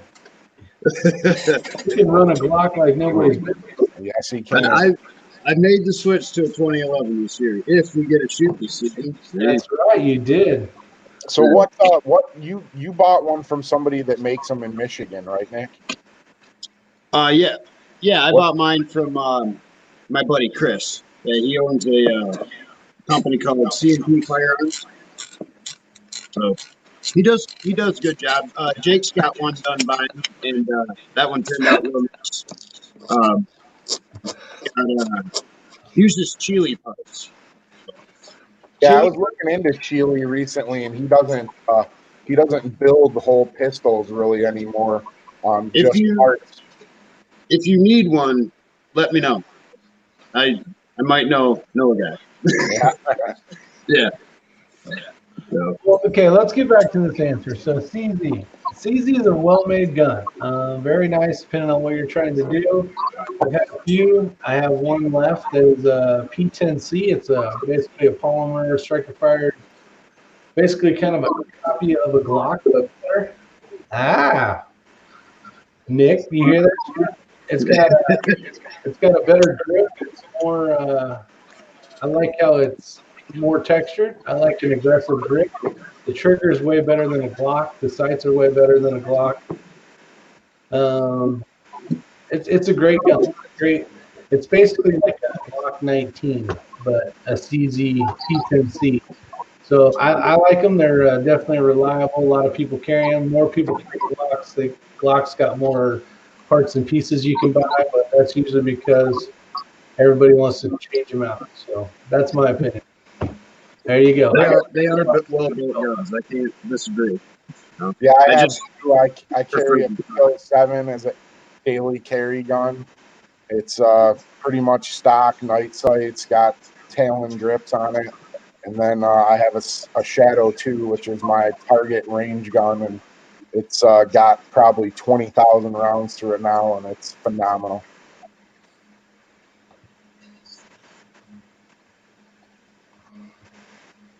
Jackson says, what makes a 2011 different from a 1911? The width of the grip, and it holds a double stack. That's usually the best answer for that. It's basically a 1911 chambered in 40 or 9 millimeter that will hold somewhere between 18 to 22 rounds, depending on the mag length and everything else. That it's a 3-piece gun instead of the frame and grip being a 1-piece on a 1911. Correct. So what he means by that is you have the slide, which they both have that commonality. Then you have the lower receiver, but that's going to be separate from the grip. The grip usually in front of the trigger guard will attach to that lower receiver part, and then comes down into the grip itself. And then that's either going to be made out of polymer or some type of alloy or metal. There's arguments for both. On which one is better than the other and what reasons, but I will tell you, I'm a big fan of the metal ones, but if you shoot a lot of hot loads, those can crack. You know, if you're shooting a lot of 40 major or something like that, you can definitely see some cracks in those grips. Now I know with the Chile grips, he makes stainless steel ones and aluminum ones, and he has yet to have an aluminum one come back cracked. I think because they probably flexes more. Huh? It probably has more flex, more give. It's got material in spots where others don't, which helps a tremendous amount. And one thing I've shot both of the Chiles. I've shot the aluminum and the steel. Yeah. The aluminum was actually in the Atlas Hyperion that I actually never posted a review of it. I've got it in my phone, but I just forgot to post it. But I mean, I like the extra weight for competition. Yeah. And I'm not a big fan of the aluminum, but that's just me. I like the stainless steel more for the fact that when you're shooting a 2011, they're very top heavy with polymer grips on them. And when it's got a full mag in it, it's fairly well balanced out. But once you get towards the end of it, it starts getting nose heavy again. With the stainless steel grips, it seems like it stays evened out the entire time. I can see that. So Jackson asked what's a good entry level 2011. I mean, I don't even own one, but I've done a lot of research, and I can say that depending on what your budget is, there really isn't such a thing. There is actually. I think Rock Island makes an entry level, inexpensive 2011. Isn't that right, Nick? Yeah, they got one, and then there's also the company. Pantera is like stepping it up to the next one. Oh, and then which one is that? Isn't it Pantera or Pan something? Pantera. They're out of the Philippines. There's that one, and then there's I know Blue. Yes, yeah, I think Rob ordered an open gun from him. Yeah, BUL Bull. Yeah, Bull. Yep. So they're actually fairly well priced, and what you get, I mean, you're getting a lot for what you're paying for. You know what? There is a local 3-gunner, and Rick actually knows him, and he bought a bull and could not get it to run and sold it. Really? I Who know. would not run. And, that's the only experience I've had with the bull was his experience with it. And I know for a fact he was very upset, but he tried and tried his best. I'm trying to think. It's not Pantera. It's Eagle Imports. They make that pistol. And I think you can get those. But I think it's called a Pantera. I think it's an Eagle. Yeah, maybe it is. Or Maybe it is. I don't think I've heard of them. SPS Pantera, Todd says. Yes, that's it. I know Chris Tilley, he switched over from shooting an Akai I thought he was shooting a Kai. to the blue or the bull. Bull. He was shooting that last year. The one thing that I've read about Tilley on that, though, is Bull is actually paying them to run that gun, where Akai was just giving them free guns. Oh, yeah. Yeah, I could imagine. Yeah, because I know Shay Akai, he had Keith Garcia, Tilley, Sailor. He had a lot of big hammer hitters shooting his guns. And I tell you what, I've never shot anything faster than the Akai that I have. That's the same pistol that I won nationals with. It is an unbelievable pistol. I will agree. I shot the same gun. You shot it. You know. I mean, it's point and shoot. Yep. It's actually probably my second favorite handgun. That's one of the guns that kicked your ass. Yeah, I know. Nick, Thanks did you build a limited gun? What's that? Did you build a limited gun? Yeah. Yep. Yeah. I was shooting. I was just shooting my Glock 17 in limited, and I was doing fairly well. Taking first, second, third, just as local matches, and I did shoot Ryan Rocks last week.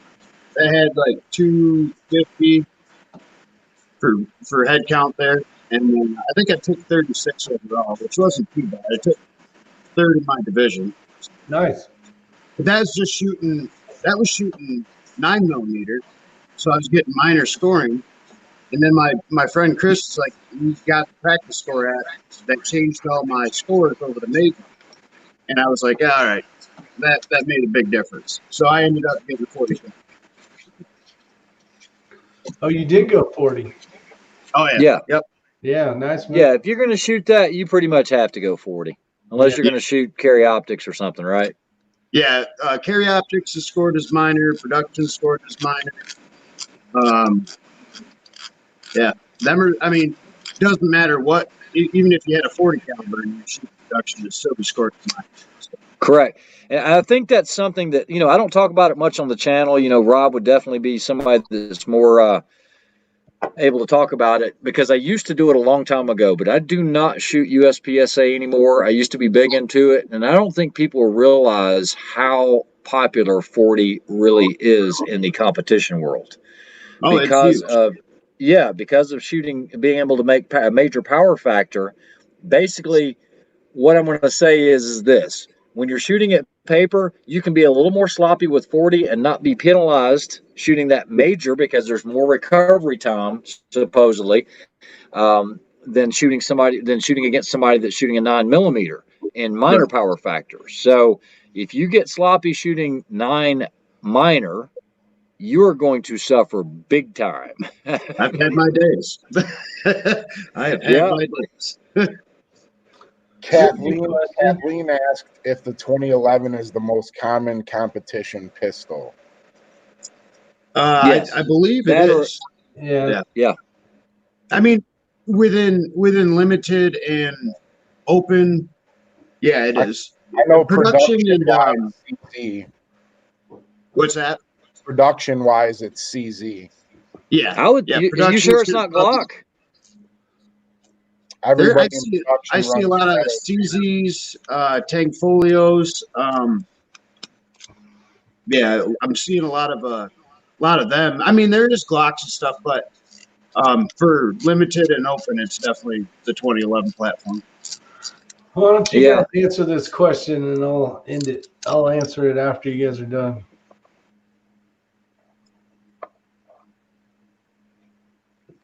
I guess that all depends on how much ammo you have. If you have as much as I do or some other people do, then no, I wouldn't worry about it. I'd just go shoot. I'll second that. Yeah.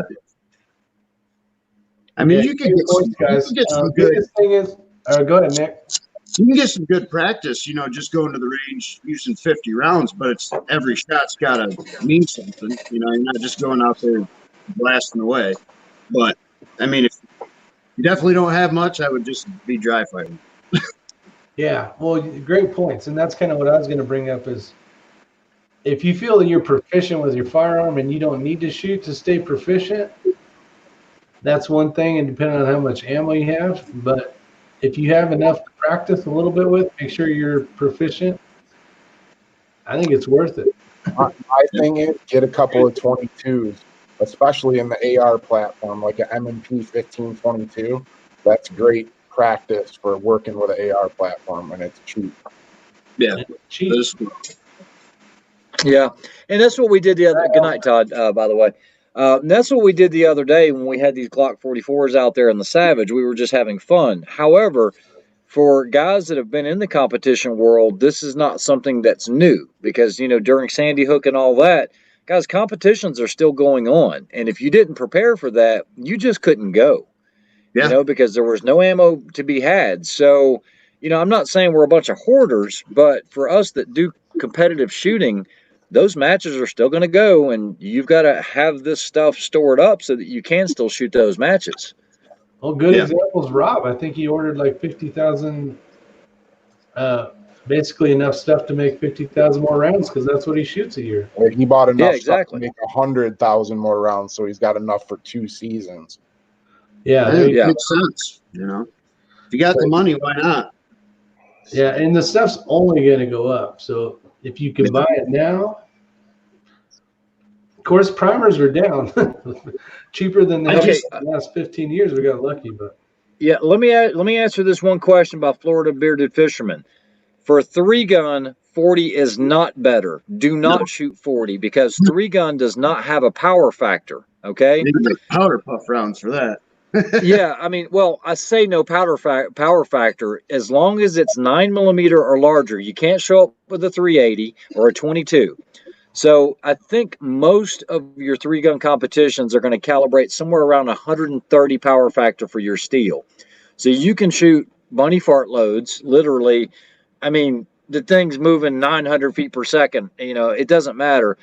As long as it cycles in your gun, then shoot 9, because what's going to limit you is going to be your magazine length, which is typically going to be 140 millimeters or about 21 or 22 rounds of 9mm. You don't want to shoot 40. I did shoot 40 in 3-gun for a while, but once again, I was shooting powder puff loads in the 40, and I was fast with it, but you're not going to be as fast as you can be with a 9. There's only one reason you'd want 40, and that's spinners. Yeah, and see that, Rick brings up a great point. If you see a spinner, do not shoot that powder puff load. Go ahead and have a box of factory with you, because when you shoot that spinner, you want to get a lot of energy on it. You don't want to just be dinking it like you're hitting it with a 22. Unless you don't care that, you ain't gonna win. You could be there a while. Yeah, exactly. Shabal Seki asked any thoughts on a Beretta 92X for competition, and JJ Rakaza's limited and open guns look sweet. I don't know anything about a 92X at all. I know it looks cool, but I haven't shot one. And doesn't Rakaza run limb cats? No, Casey Asubo, or however you pronounce his name. Yeah, he was just here. Hold on for just a second. Who was just here? Rakaza. Oh. Yeah, he was teaching a class. Dang it, I just cleared my phone out. I had a picture of that pistol that he was asking about, the new 93X Performance, and everybody that shot it loved that pistol. Loved it. Oh, you're talking about the guy that shot with Jeff and Greg and those guys? Yeah, Broadwell and all them went to his class. He was down at Clinton House last weekend. Yeah, here's his gun right here. Well, give me a second. Is it silver? Yes. Yeah. Yep. Well, the one that they showed me. Where the hell's it at? I know the limb cats are sweet. Yeah, they're pretty they are. cool looking gun. But you're not touching one of those for like under 10 G's. You got to really want to. Yeah, Limb Cat 2011 started about 10 grand.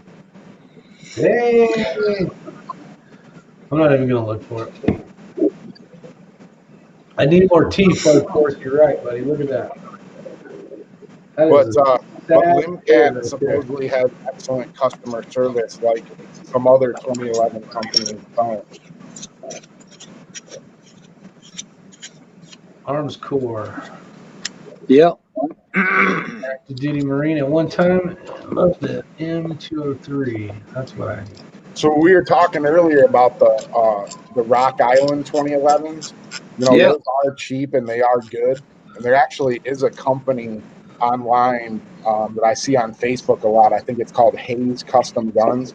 He's a 2011 builder, and he'll take one of those Rock Islands and turn it into a full-blown race gun for about $1,000. Yeah, I think Hayes also does shotguns. I think he's out of Texas, and he's very famous for his tuning of M2 Benellis. Better than me too. Who did your green shotgun? Ray What's has that? the green shotgun. Who did your green Benelli? Okay, so the green Benelli was originally had some work done on it by TMT when I was shooting for them. Oh, And okay. then I got in touch with Mike Cyrus. Now, Mike Cyrus, the Cyrus is not spelled like Billy Ray Cyrus. It's completely different. It's really odd spelling. And he only did tuning of pro shotgun, or for guys that were pros that shot professionally. He would not take on any new business. So I sent him two, and that shotgun, I've sold it twice and bought it back both times. Look, I've tried the Terran Tacticals. I've tried everything. I hate to even say that name right now, but that shotgun, that Mike Cyrus built shotgun, there is nothing like it. If I could find the other one that I had, I would buy it too. That's also one of the nicest shotguns. FN, right? That other one was an FN, right? The other one, no, I had a white one done because when I was shooting back in the day, before all the Star Wars junk came about and everything else, I was shooting heavy division, and we took a Scar 17 full white and black. Had a Benelli M2 full white and black and a Glock 41 white and black.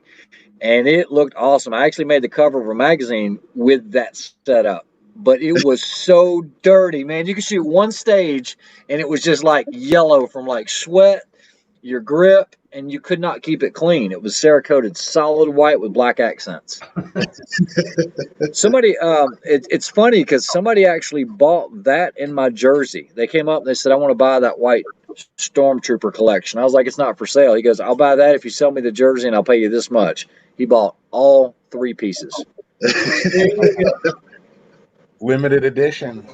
Can't beat it. Yeah, it was crazy. I mean, it was an awesome setup. That was a one-time thing.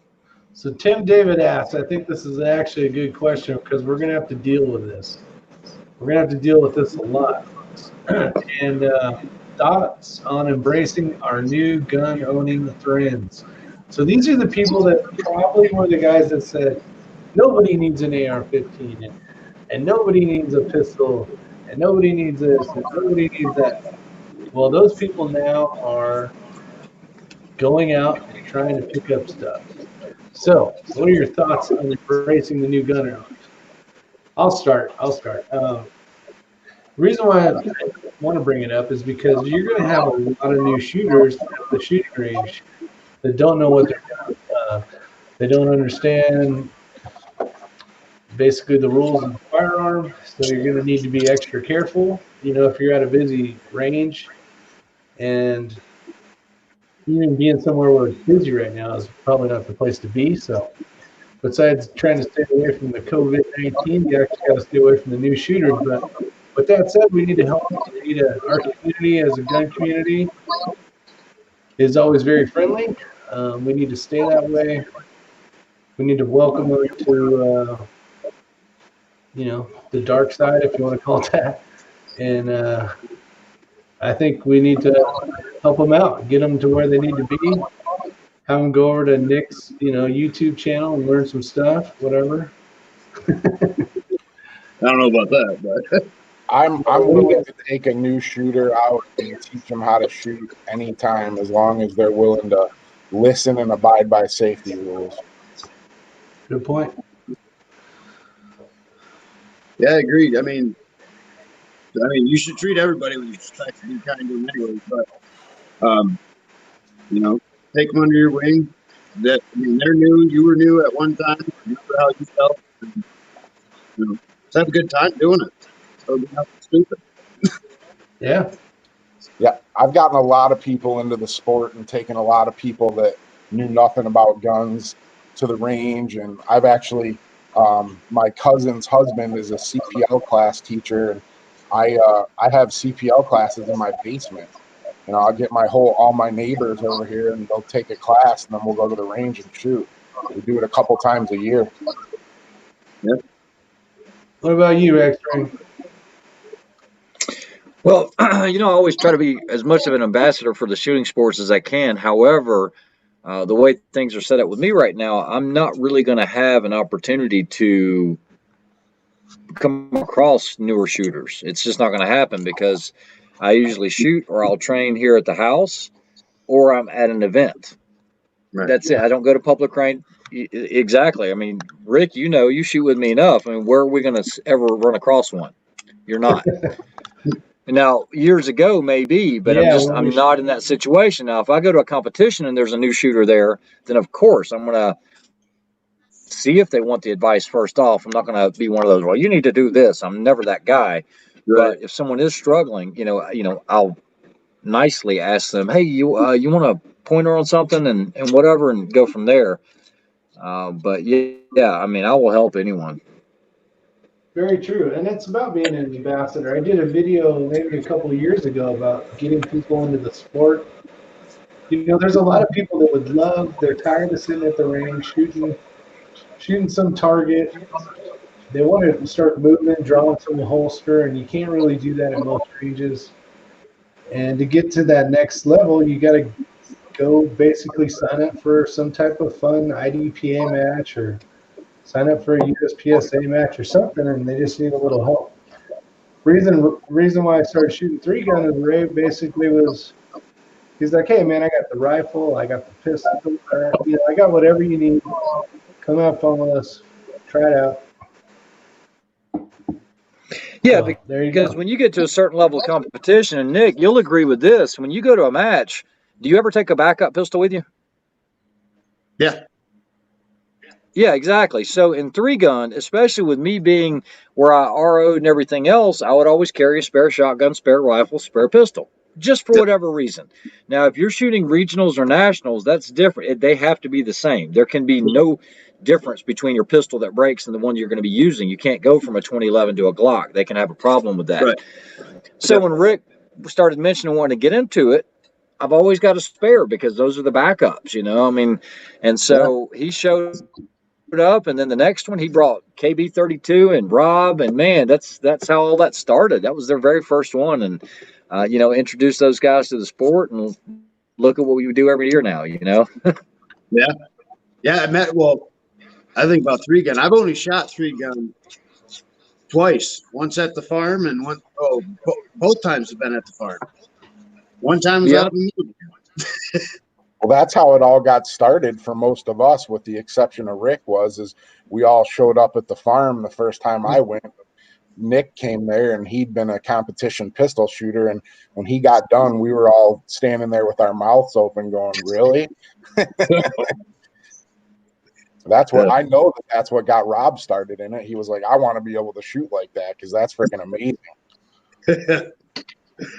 Yeah, I do what I can. I mean, I still am far from being, like JJ Ricasa or something like that, but I have fun with it, that's really all that matters to me. So that's it. Yep. Now, there was a question way back when from DW, and I did want to address it. He said, some people like 9mm rifles. I don't see any tactical use for one other than just plinking like a 22. And I completely disagree with that statement, but I'm going to let you guys give your thoughts on it. I just shot the CZ or the Evo 3A1. That thing's a 9mm, and I'd take that gun over any gun ever. Yeah, but that's a machine gun. He's talking about 9mm rifles. Let's talk about that if you I can. mean, I think they're awesome for practicing for cheap, but then also too, you can get a lot of tactical advantage with them for how light they are and portable. Someone's echoing. I have my volume almost all the way down. That's why I'm so close to the computer.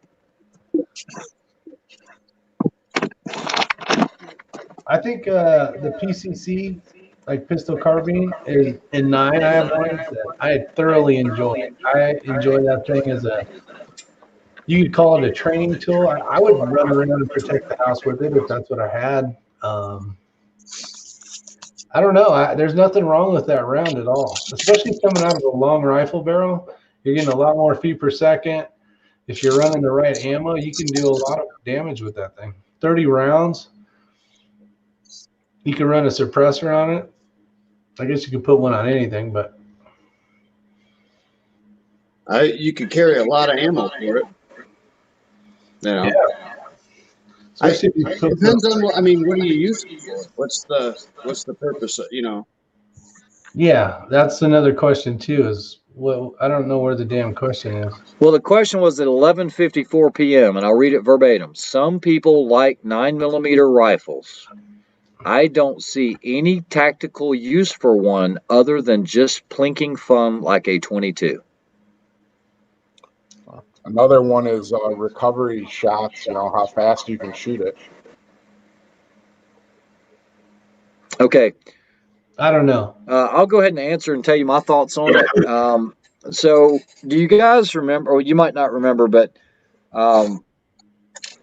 back in the late 80s, early 90s, law enforcement carried a machine gun called a Colt SMG. Do you guys remember that? It was a 9mm AR, used little stick mags.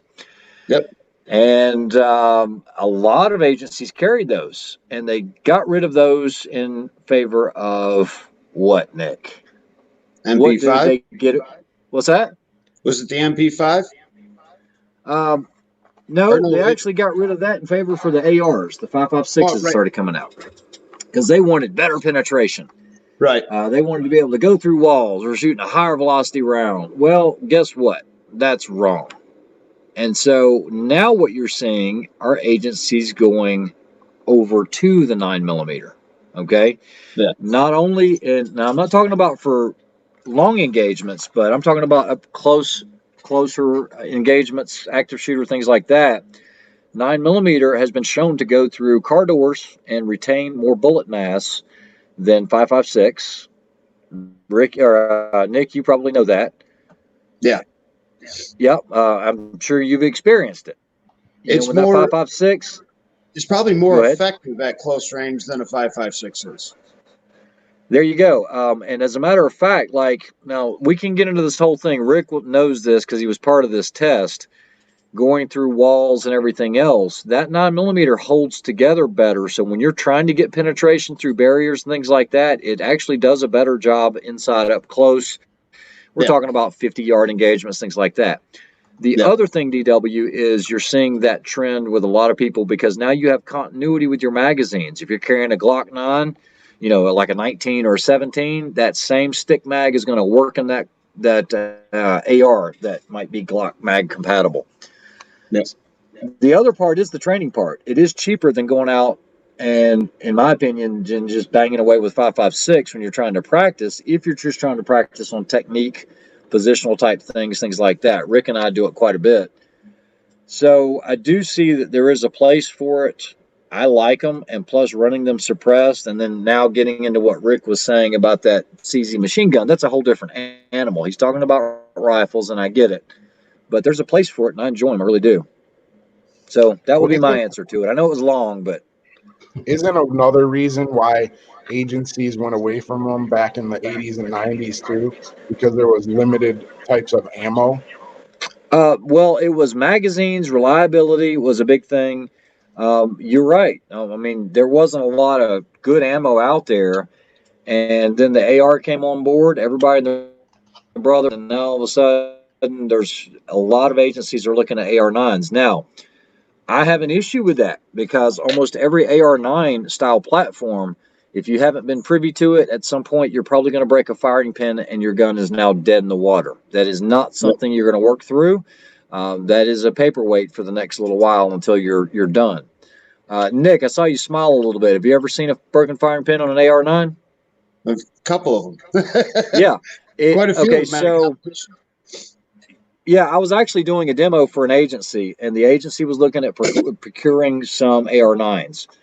And I told them, I said, look, I said, I don't know what you guys want to look at. I said, here's a slew of different 9mm platforms to consider. I said, how many of you guys own AR9s right now? And almost all of them raised their hands. That's why they were wanting to go with an agency-funded AR9. Right. I said, how many of you here have your original firing pin? And, I was like, I'm going to inspect them. I want to see if you got your original. Everybody said they had replaced their firing pins. Yep. There's something about it where they break. I don't know what it is. The SIG MPX is also another one that's famous for that. Is the MPX? Yeah, MPX. Yeah. They break firing pins. Well, that is a catastrophic failure, Nick. You know that. Oh, yeah. The gun is done. Okay, so paperweight. You're not going to carry a spare firing pin around. So I actually talked them into. I demoed the CZ for them, and that's the unit they went with. And they purchased 13 of those, and they have been thrilled to death with it. They love it. What they didn't like was it has its own magazine. They didn't like that because the magazine was different. And I said, well, look, the argument for your AR-556, it doesn't use the same mag as your pistol, and I understand you want the continuity, but I don't think that's the right answer. And they tried them, and ultimately they went with the CZ. It's a better product for sure. Yeah, I even commented on that video. Someone said something. I was able to go to the school that they went to because I serviced all those platforms for them, and they wanted to see how long they could go through this 5-day school without putting any oil, cleaning, nothing on these CZ Scorpions. We made it to day 3 before we had our first stoppage, and it happened at it was like 580 rounds. A guy had where it just kind of tipped up. Yeah. And all he had to do was wipe some carbon off of the feed ramp, and that was it. And 13 platforms running them hard. Yeah. I think each gun ran over 1,000 rounds in a few days. It was like 4 days they were at 1,000. They went over 1,000 after the 5th day. And on the 5th day of Christmas. Ray, what round did that agency end up going with for carry, not for practice? Repeat that again. What round did that agency end up putting in that gun for service, for duty? For service, believe it or not, they had the Spear Gold Dot, but then they switched over to the Federal HST. I am going to agree with them on that. They tried the Gold Dot, they tried the G2, and then ultimately they went with the HST for engagements that they were doing, and I like it. I like the HST round. 154. 147. 47. Yep. What's up, Ken? Kenny's in the house. Yeah, that's what I carry in my CZ P07 is HST 147.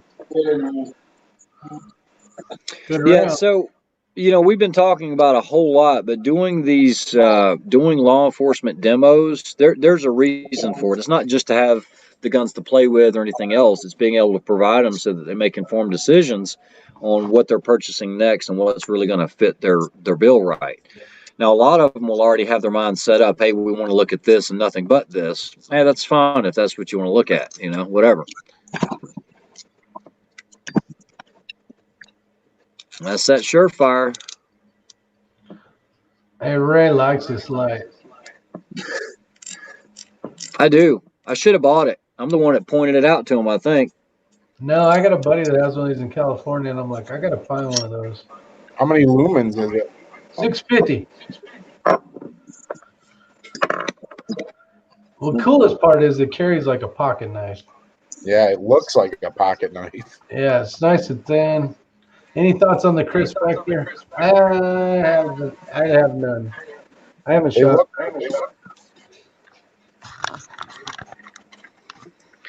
It's a unique platform. I don't know if I'll let you guys talk first. You guys have any experience with the Chris? None. No, I shot I've it. I never shot shot one. It was a Okay, 9. so I've played with those a lot. They're fun to play with, but that thing was really designed to be a machine gun. That action helps mitigate a lot of recoil the way that it works. But in a semi-auto, I don't know that there's any advantage. It's a unique cycle of operation that goes It, on in the Chris. it goes back and down on a 45, right? Yeah, it actually cycles inside of there in this motion that really helps with full auto firing, Right. which I don't know if that was the entire premise for it, but that's where that thing shines. So getting one in a semi-auto version, I don't know if Isn't the I mean, I've shot regular them one both. really, I've really shot both, I think the but I reason wouldn't why just it's buy so one to buy one. popular.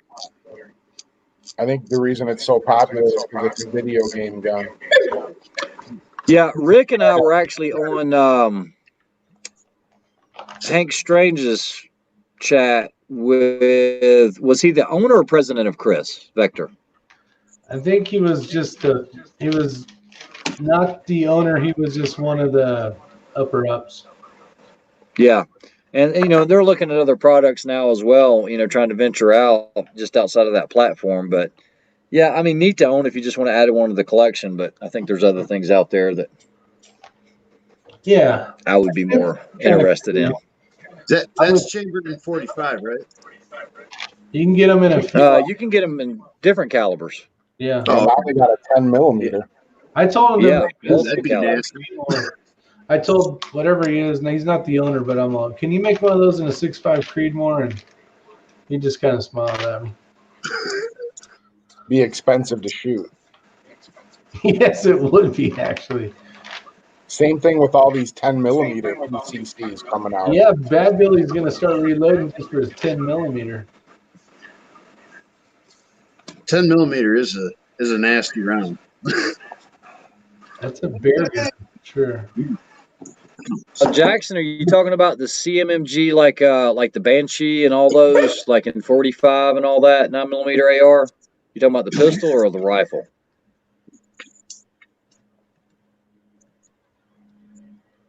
Because Jackson commented, but I actually have a Banshee over here in 45. I asked the guys at CMMG if they would do one in 357 SIG, because that would be a pretty dang awesome platform. Yeah, But he said at the moment, no plans for it. That 45 is run like nobody's business. So Yeah, but man, I would think that the 9 would be just as good. That's gonna be expensive ammo, Ray, to feed that thing. What, 357 SIG? Yeah. I have a boatload of it, so that's why I want something that eats 357 SIG.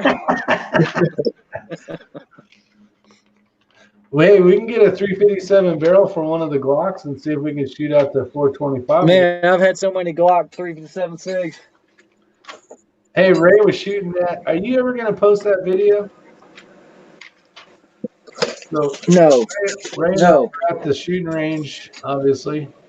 I guess we're always at the shooting range. No, don't talk about it. You talking about the 6mm and all that? Not yet. No, not that. The other thing. No, we'll leave that alone. With the 365. Yeah, no, we'll leave it alone. All right. Inquiring minds want to know. They're just gonna have to wait, I guess. We have some good videos coming up. I've been trying to. We've got a lot of time. Yeah. Be releasing a lot of videos. Millimeter will test your grip technique. That is a true fact. Yeah, DW has now followed up with that and said he is just talking about rifles between a 9mm and a 300 AAC. I would choose the 300 for the stopping power for close range. Yeah, I would Agreed. The 300 AAC 300 blackout, when Rick and I did the test, it was phenomenal what that thing did. Holy crap. Actually, I got the bullet somewhere. Where is it at? We went through 30 sheets of stacked sheetrock and through a 6x6 post. It was and a piece of plywood. Yeah, so it's leaving your house, it's leaving the perpetrator, going through the wall, across the neighbor's yard, through their house. And the next door neighbor's house. And the next door neighbor's house. I mean, 300 is And off we the were shooting. That was a Full Metal Jacket. We were shooting subsonic. It's Full just Metal another Jacket. one of those rounds, though. If you don't reload it, you can't afford to shoot it. Yeah. That's another good reason to get into reloading there, Bad Billy. 429 is in the house. I'll definitely do it for 10 millimeter, but that'll probably be about it. What happened to Nick? Did he say We lost him. Nick? He Houdini'd. He Houdini, huh? He pulled a rock. Well, DW, just to finish addressing your question, I'm going to kind of agree with you on that. I do not keep a 9mm AR around the house for self-defense. Everything I've got around the house is it's a rifle cartridge. But I have a big view of things. I don't have any neighbors, and so everything's 5.56 or 300 blackout. I love the 300 blackout because I can go sub and shoot it very quietly, but I can go super and I've got something that hits really hard. So I would agree with you on that. And the 223 had the best not stopping power, stop the best. Yeah, the least amount of over penetration. Yes. Thanks for the English, Ray. I was having some issues. Don't worry. I live in an RV. I take out half the neighborhood. Don't miss 45. Yeah, Jackson says, okay, Ray, I've asked before on the chat, but you ignored it. I try not to ignore any post. A few live streams ago, y'all were talking about things Korean. You know about K-pop, was telling my daughter about it. Yeah. He actually texted me and asked when you were going to be on because he wanted to ask you that question. Yeah, he was asking about the favorite K-pop band. And the thing is we go upstairs right now and they're on Netflix. My wife and daughter watch nothing but Korean movies. That's it. Yeah, when I say I'm eating kimchi, it's not just because it's a big part of who I am, and so yeah, there's nothing but Korean on here all the time. But no, I don't have any favorite anything about K-pop. I think he was asking about band in particular. Mr. S still around? He's talking about Eagle Eye. Oh, gotcha. What up, Odor? 300 Black Cow. Yeah. 300-pound black cow running through your house. That'll go through some drywall. And the fist. I know a lot of guys that hunt with 300 blackout. Yeah, 10 millimeter will stop some madness. It'll stop this black bear for sure. Eagle Eye's here. How long have we been on here? Dang, 2 hours and 12 minutes. 2 hours and 15 minutes. Man. Yeah, I'm about to go hit the sack in a minute. Let's call this done. Yeah, let's do it. All right. Getting all chatty Cathy over here. Let's see. Last question right here. Lakeview Outdoors. I guess it's not a question. Oh, changed my mind. That's like I'm good with HST. No, I'm not going to try to change his mind. That's a great round. There you go. I also like Underwood. There's another one that's good too, and it's that ASIM round that we tested. That frangible stuff? I also like Underwood Extreme Defender. No, this is that ASIM round that we were doing a bunch of testing with ballistics gel, and that's that solid spun copper bullet into 10% FBI ballistics gel, and I think Barnes does it. This is a great round, but so is the HST. For comparison, here's the Spear Gold Dot G2 as well as the Spear Gold Dot Plus P. And they all did well in ballistics gel. Where they don't do well is when you start getting into a lot of cloths and fibers and stuff like that. You will get some stoppages in them. But this thing right here opened right on up. And that's that ASIM. That thing's got some great characteristics to it. Did that have a jacket in front of it or something, or was it just? No, it's just an open core. Okay. but this does expand, and so does the HST did well too, but it did get clogged up. You've got the HST bullets in your possession, I believe. I know, and I don't know what to do with them. Yeah, because the sheetrock actually clogged them up, and they did not expand at all. At Believe all, it or not. period, zero. It was kind of depressing, actually. Yeah. Does it leave a big internal shockwave? Yes, it did. We don't call them shockwaves, but we tried to get the best slow motion footage that we could, but our gel needs to be replaced, and you just really couldn't see it where you get the expansion and the. This did well. Did you find them? No. All right, I got to go as well. It's been a great chat. You guys have a wonderful night. Appreciate it.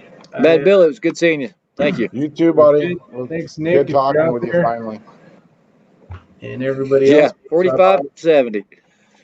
Nice. Yeah, that'll stop some people. All right, you guys stay safe out there and make sure you got plenty of toilet paper. All right, we'll see you. Take care. Good to see you, Otter.